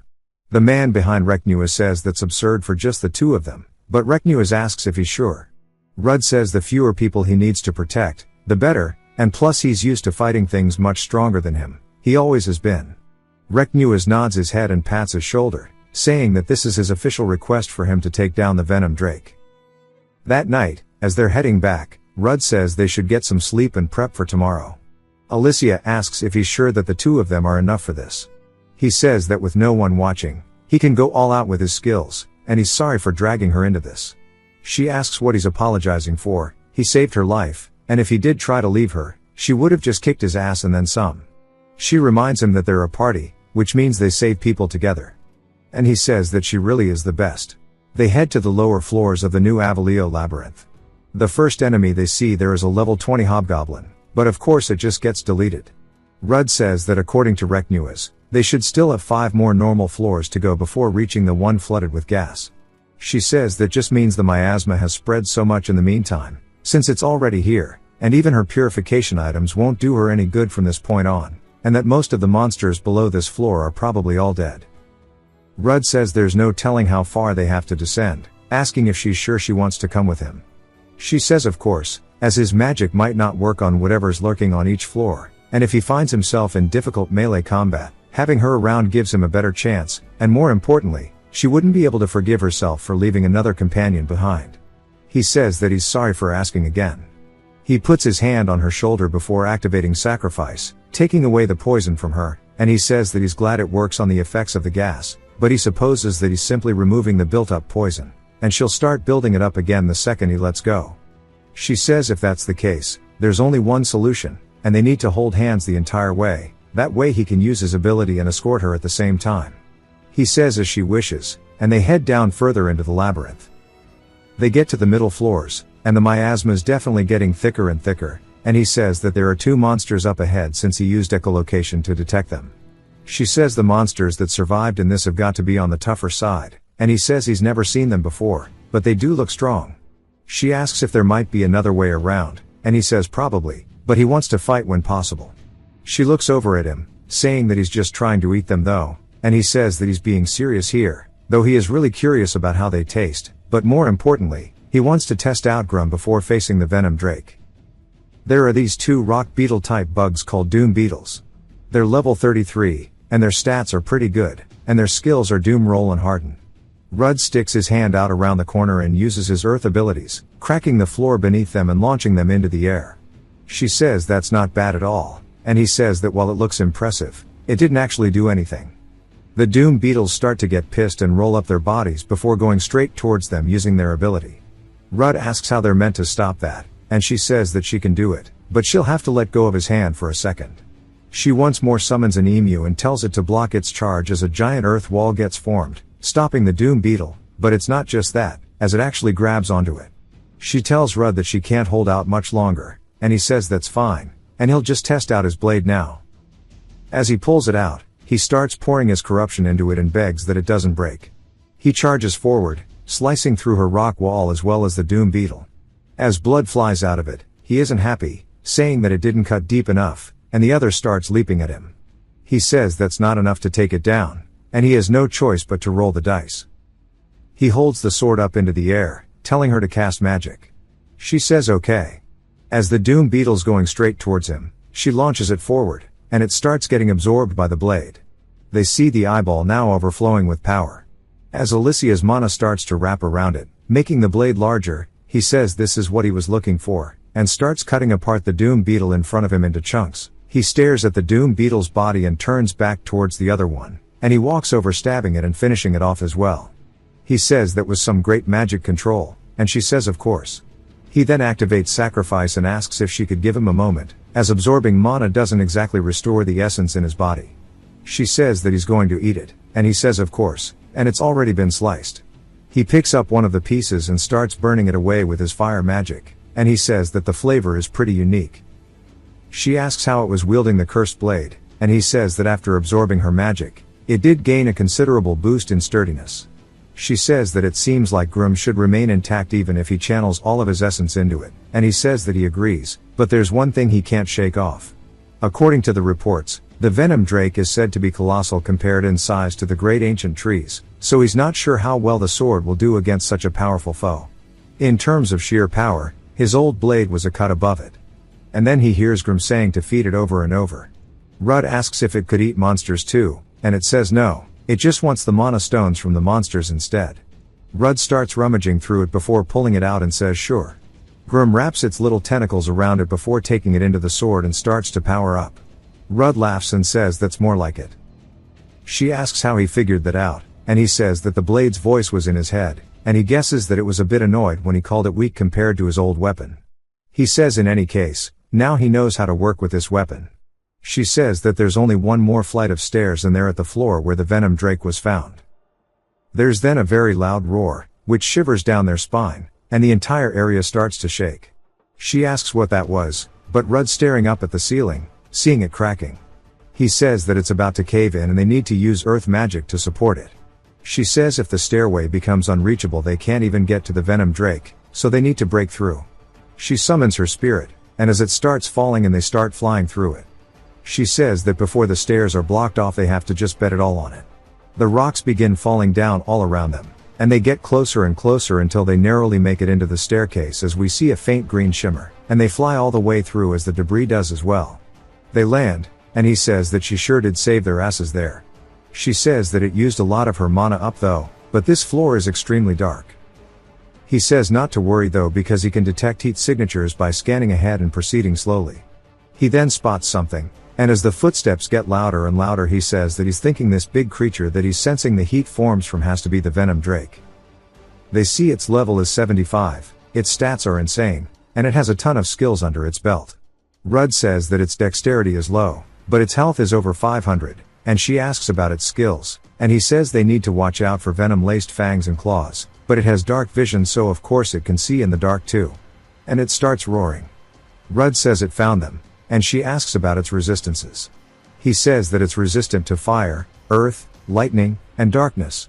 She says she'll test out the other elements, so he needs to cover her. He says of course, and it starts to howl, and he tells her they need to keep their guard up. Rudd says he needs to keep his distance until he figures out its attack patterns, but he doesn't know how long Alicia can last in this thick fog. If he can, he should just take it down as fast as possible. He sees a bright light coming from within the fog, and the venom drake shoots out a beam. He has to use charge to evade the attack, and it starts melting the pillars and the walls. Alicia is surprised, and they just wonder how hot the attack is for it to actually melt them. Rudd continues dodging as it starts turning its mouth towards him. She yells out for Sylphiad to help, as Sylphiad puts some wind magic on Rudd's feet, causing him to fly faster than the venom drake can turn. Rudd flies by its arm, cutting it, and we see his hands shaking as its skin is way too tough. Due to this skill called Dragon Scale, he says his sword won't be able to cut that thing no matter what, and his magic isn't great enough either. He tells Alicia that she needs to go all out, and she starts launching attacks towards it. They hit its arm, and we see her just in disbelief as all she's managed to do is get a couple scratches with her spirit magic. It then starts to raise its tail, and they both realize what's up. As it shoots out tons of quills towards the two of them, she uses her shield to block them, and Rudd uses Harden.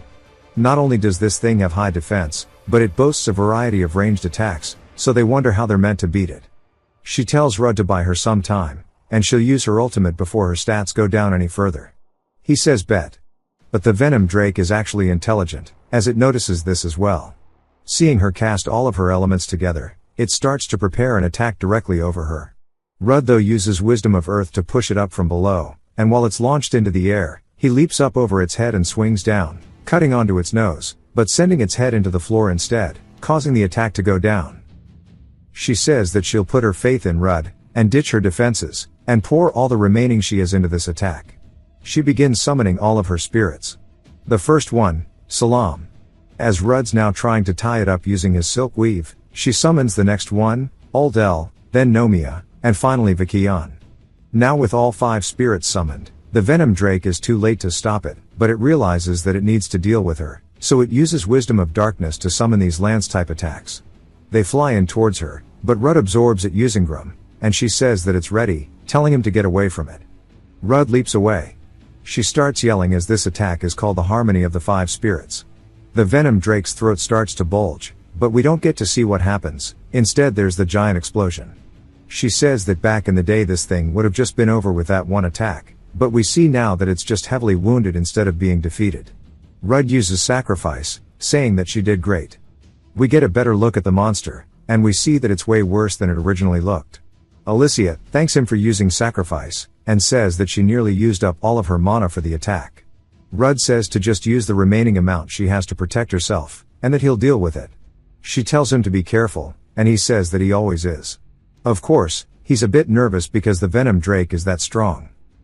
It starts to howl once more, and he takes in a deep breath before he returns with a roar of terror. This catches the venom drake off guard, and then he stomps into the ground before flying directly towards it.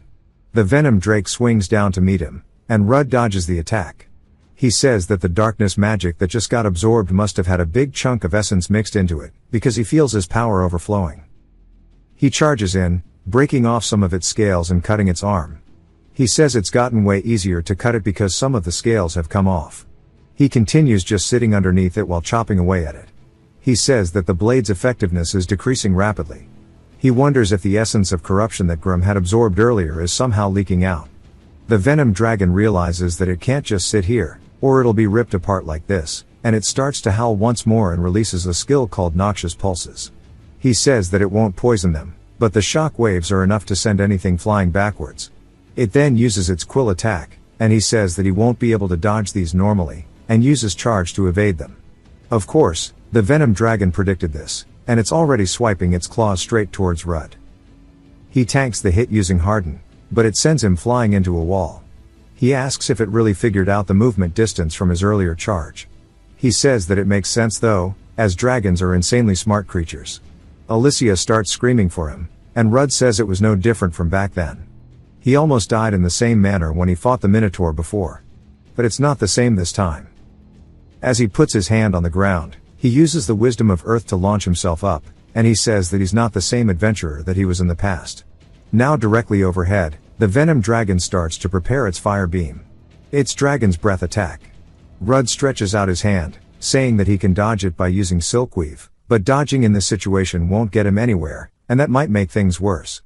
He says that he'll take advantage of the recoil to bring that bastard down, and he flies off of it like a slingshot straight towards the dragon's breath attack. He raises a sword and starts cutting through it. He says that he won't be able to absorb the heat, but the essence within is fair game. If his fire resistance can withstand the heat, then he'll reinforce Grim with his own essence, and it'll release everything he absorbed right back at the dragon. He starts screaming, going straight towards cutting straight through the attack. He's beginning to absorb the essence, but the heat gets too much for him. Before he gets coated in a bubble of water, which catches him off guard. Alicia yells, telling him to go for it now, and he thanks her once more and continues swinging forward, and unleashes a giant arc attack straight through the venom dragon, cleaving it in two. And he looks super happy to have a reliable party member. But he also falls onto the floor, and she runs over saying that she'll heal him, and he tells her that she doesn't need to push herself. As he activates vampiric leech off of the venom dragon, he says he picked this up from the hidden labyrinth he went into, and he should be able to recover some health with this, and that he just wants to take a breather. And he asks for her hand. She stretches it forward, and he uses sacrifice as they both lay on the ground. He says they actually managed to defeat it. She says they did, but this was the first real step. He says that, and he looks forward to the rest. And he recalls the S-rank adventurer from when he was a child, and it says that his might was at least higher than the current him. So the real journey has just begun, and now he's going to harvest some of the meat, and they can leave to go even deeper down into the dungeon. As they do, they open a door to see a blue light, and a face as well as an orb, and he says this must be the labyrinth's core. She says there aren't many adventurers who could say they've witnessed this sight. If they step onto the magic circle in front of it, they'll instantly be teleported to the entrance. Labyrinths are treasure troves of rare materials you can't find on the surface, so normally adventurers clear the dungeon but leave the core intact. However, leaving this labyrinth as is could allow the venom drake to respawn. Rudd says that this labyrinth gave him a hard time, to put it mildly, but thanks to it, his path to the stars has finally opened up. He raises his blade, saying it was an honor, calling it his friend before breaking the core. Back at the Adventurers Guild, they're just waiting anxiously, and Reknuas asks if there's been any news from the two they sent out. The receptionist says not yet and no news has been sent out. He says all they can do is wait, but the truth is he knew Rudd was being unfairly saddled with all sorts of nasty titles, and this dog-eat-dog world of adventurers where might takes right. Even if he stepped in to defend him, they'd all shit-talk him anyways when he wasn't watching, and it's a rough life for a weak person. And with this whole ordeal ends up making him abandon his dreams, as cruel as it may sound, it may be a blessing in disguise for him. The door bursts open, and the dude says that they finally got a report. Everybody starts speaking up, and the dude says that they have returned via the teleportation circle. They successfully vanquished the Venom Drake and destroyed the dungeon's core. Everybody starts cheering them on in the room, as Reknua sighs out of relief, saying it's hard to believe that they're the ones to save the city, and he says that everybody should follow him now as they have to go give them a hero's welcome. At a nearby city of Verona, called Gothral, we see a man reading the news, asking how they could destroy a new labyrinth, and if they're really trying to show off the number of dungeons they have access to. He says this messes up their plans to seize it, and he's pissed. But a man in the room says that this is a good thing. Verona, unable to deny that it was rightfully Gothral's claim, decided to destroy it rather than hand it over to them. By framing it like that, they can demand compensation for the earnings that it could have potentially had from the greedy pigs.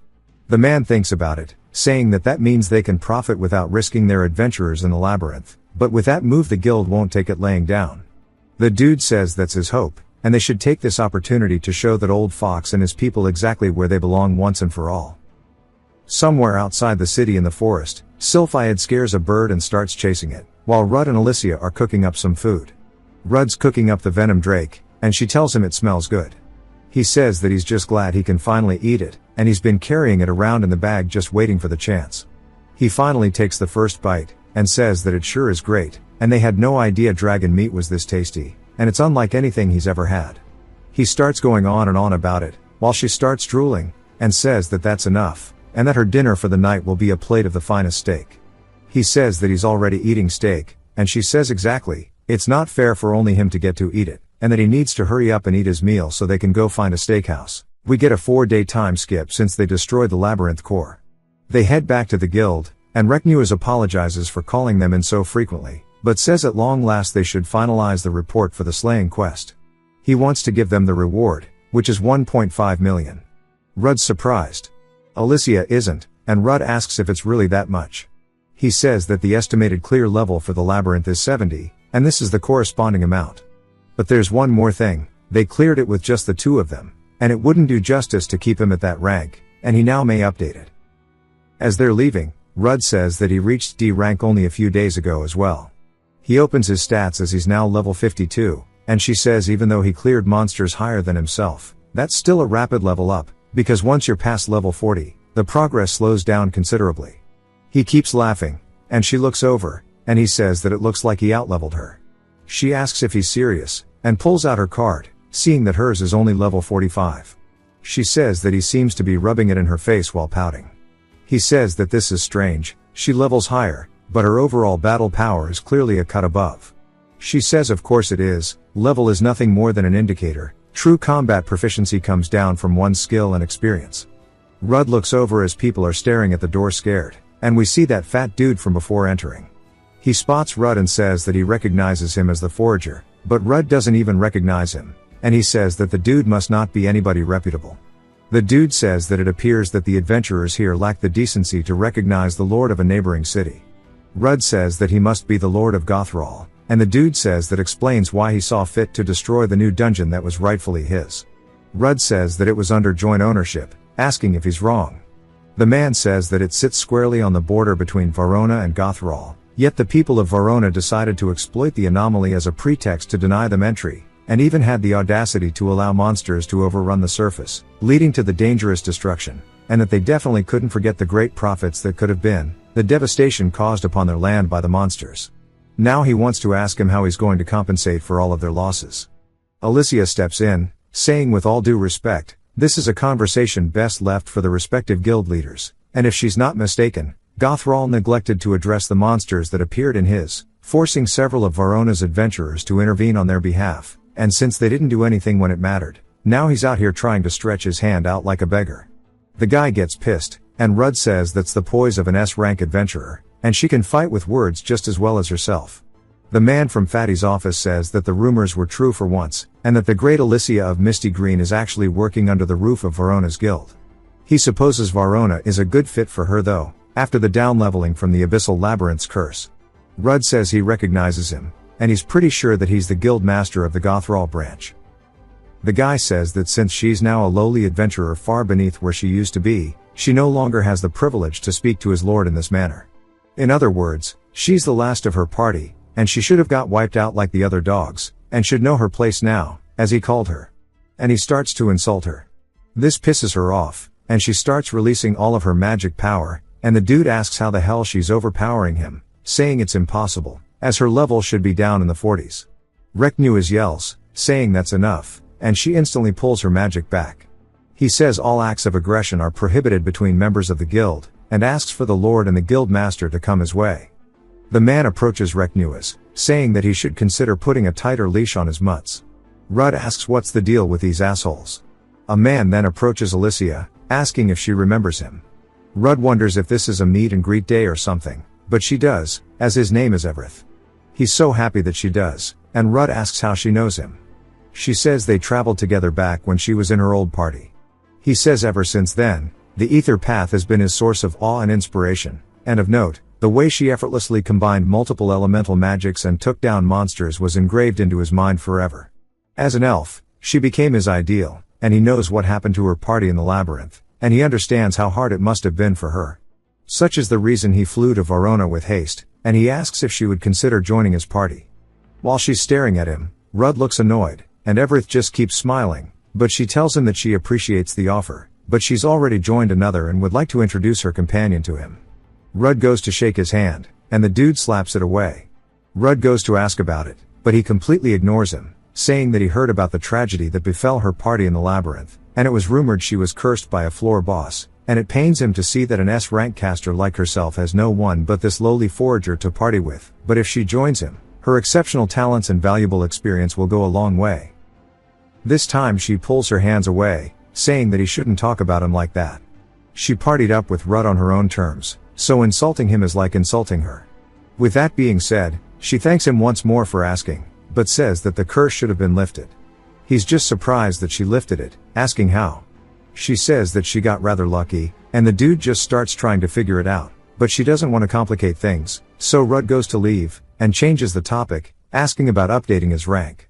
Everett says that he doesn't know why she left him like that, he was merely being considerate to her, it has to be because of that bastard, he must have brainwashed her, and there's no way a D rank could have slayed a venom dragon. However, if she's not bound by the curse anymore, it changes things. She must have done all the work, and that scumbag took all the credit.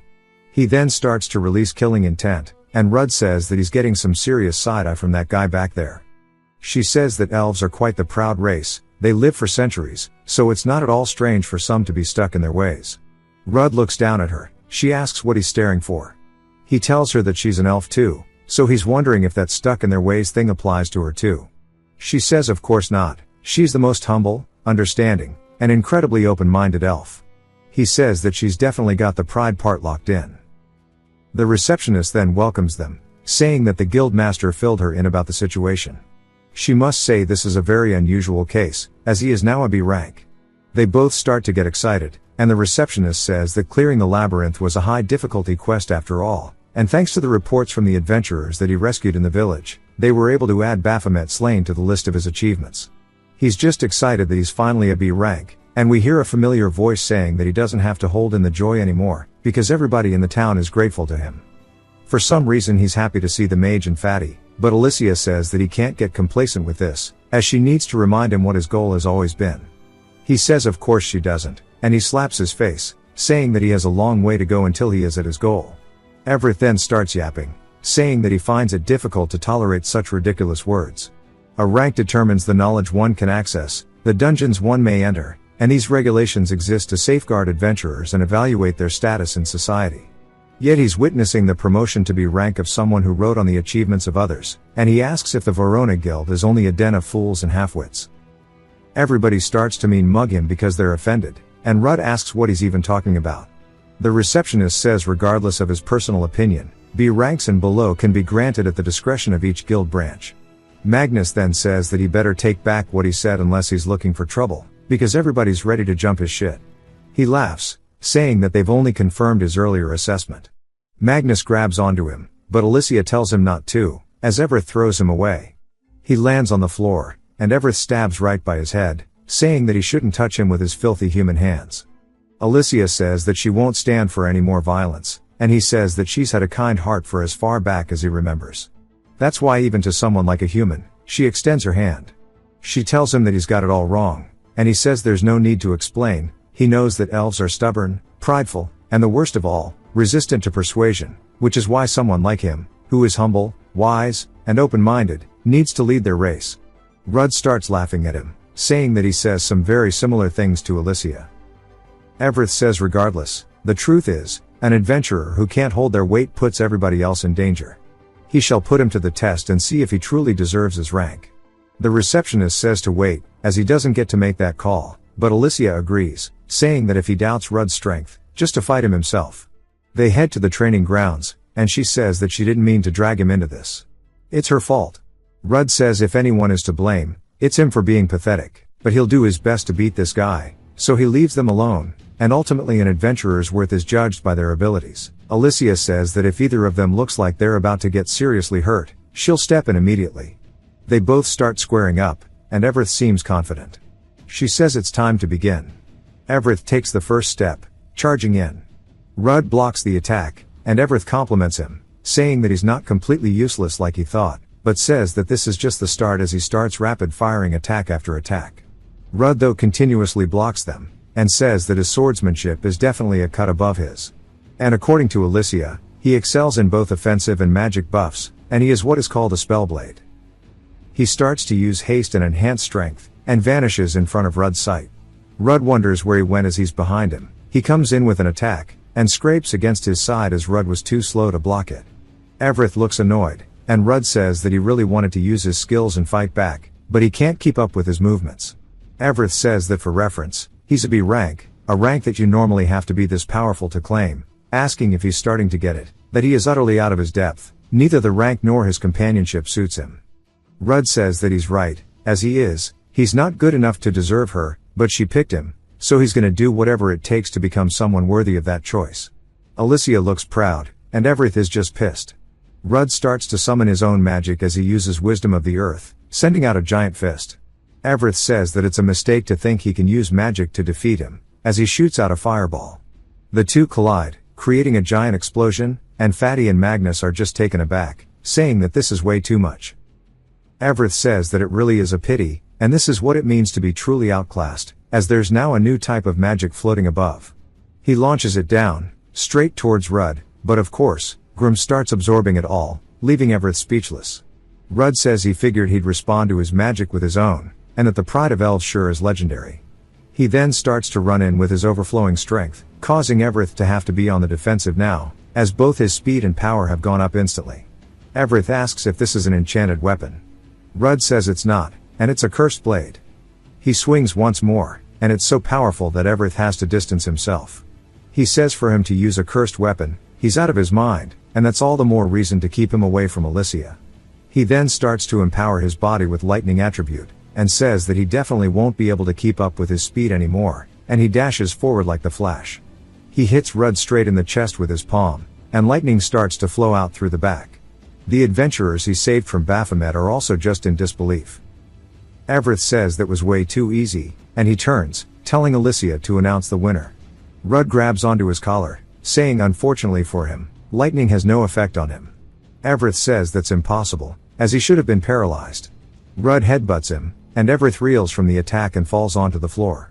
Rudd stabs his blade right by his throat, saying that he's sorry, but he's already acquired quite a few resistances. Of course it's all from the Venom Drake. Mage and Fatty start to get excited, and Alicia smiles, saying that with this, they were officially done here. Back at the meeting between Reknuas and Porkchop, Reknuas says that his lord is currently away on business in the capital, so he's been assigned to his duties. While he understands Gothral's claims, it states that since Varona is in charge, it will fully cooperate with Gothral's damage recovery. That guy says that of course he should. His demand isn't some simple recovery aid, it's full compensation. They want goods or ownership rights to the labyrinth equivalent to the losses they've suffered, and that his greed and judgment got them here in the first place. One of the assistants barges in, apologizing for the interruption, and the dude with Fatty says that rudeness seems to be Varona's forte, but she says that it's a grave matter, and the new labyrinth which was confirmed to be destroyed, an anomaly has arisen from it. As we see two gargoyle-type monsters, she says that a massive surge of corruption is blanketing this surrounding area, and in terms of concentration it's around B rank. Reknuas asks if this is true and how this could be. She says there are 2 gargoyles guarding the entrance, blocking any outsiders from entering. He says it would seem that this isn't the time for some petty squabbles among cities. The branch leader asks how dare he, and Porkchop tells him to shut up. But Recnuus says that they need to quickly assemble a team of slayers and head back into the labyrinth to clear out whatever has arisen, and to summon all adventurers of B rank and above, and send word to Rudd as well.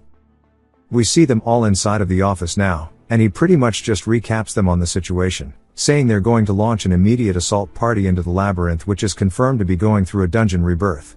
Rudd asks Alicia what that is, and she says that it's a phenomenon where a dungeon evolves due to certain triggers, and it's quite rare, so she hasn't heard of it many times herself, but one triggered from a fully destroyed labyrinth is a first for her.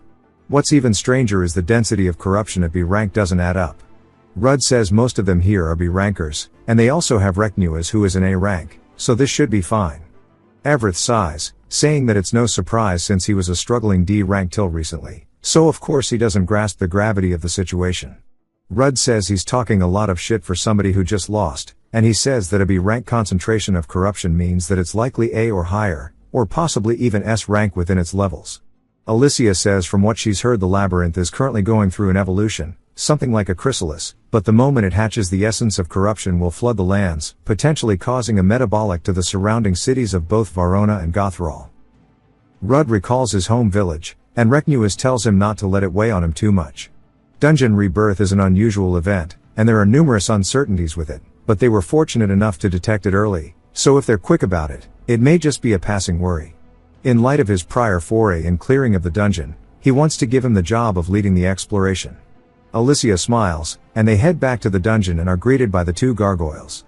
Everybody's staring at them, and Rudd activates his incite. We see they are level 50, and their stats are pretty decent, but that's about it. They have a lot of cool skills too, and he tells her that in terms of difficulty they're a bit stronger than the Doom Beetles. He then makes the first move, and it instantly turns towards him, and they start flying towards the group.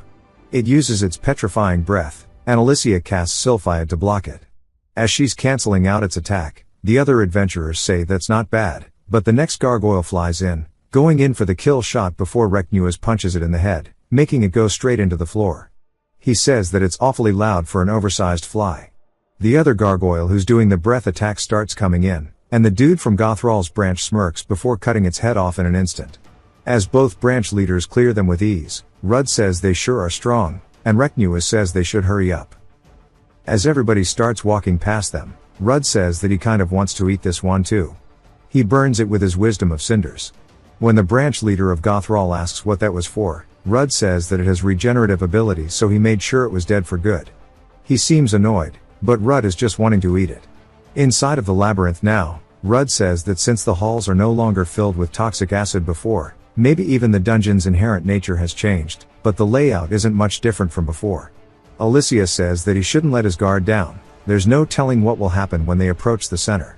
Even if the structure is the same, the monster's strength could be much greater as we see a new monster standing before them. Recnuus says that he'll handle the big one and leave the small fries to the rest. The guy from the other branch leader uses an ability called Warrior's Honor, which gives everybody a strength buff. One of the adventurers says it feels good, and with this they can take them on with no problem. The horde starts jumping at them, and everybody's doing their part taking care of the monsters with the newfound buff. Alicia tells Rudd it's their turn to join, but realizes he's not moving. He says that it seems that this is something he never thought about, as his status immunity nullified the effect of the buff. If you've watched till the end, comment, ARC, to let me know. Subscribe for more videos like this, leave a like or a comment to help the channel out. Thanks for watching.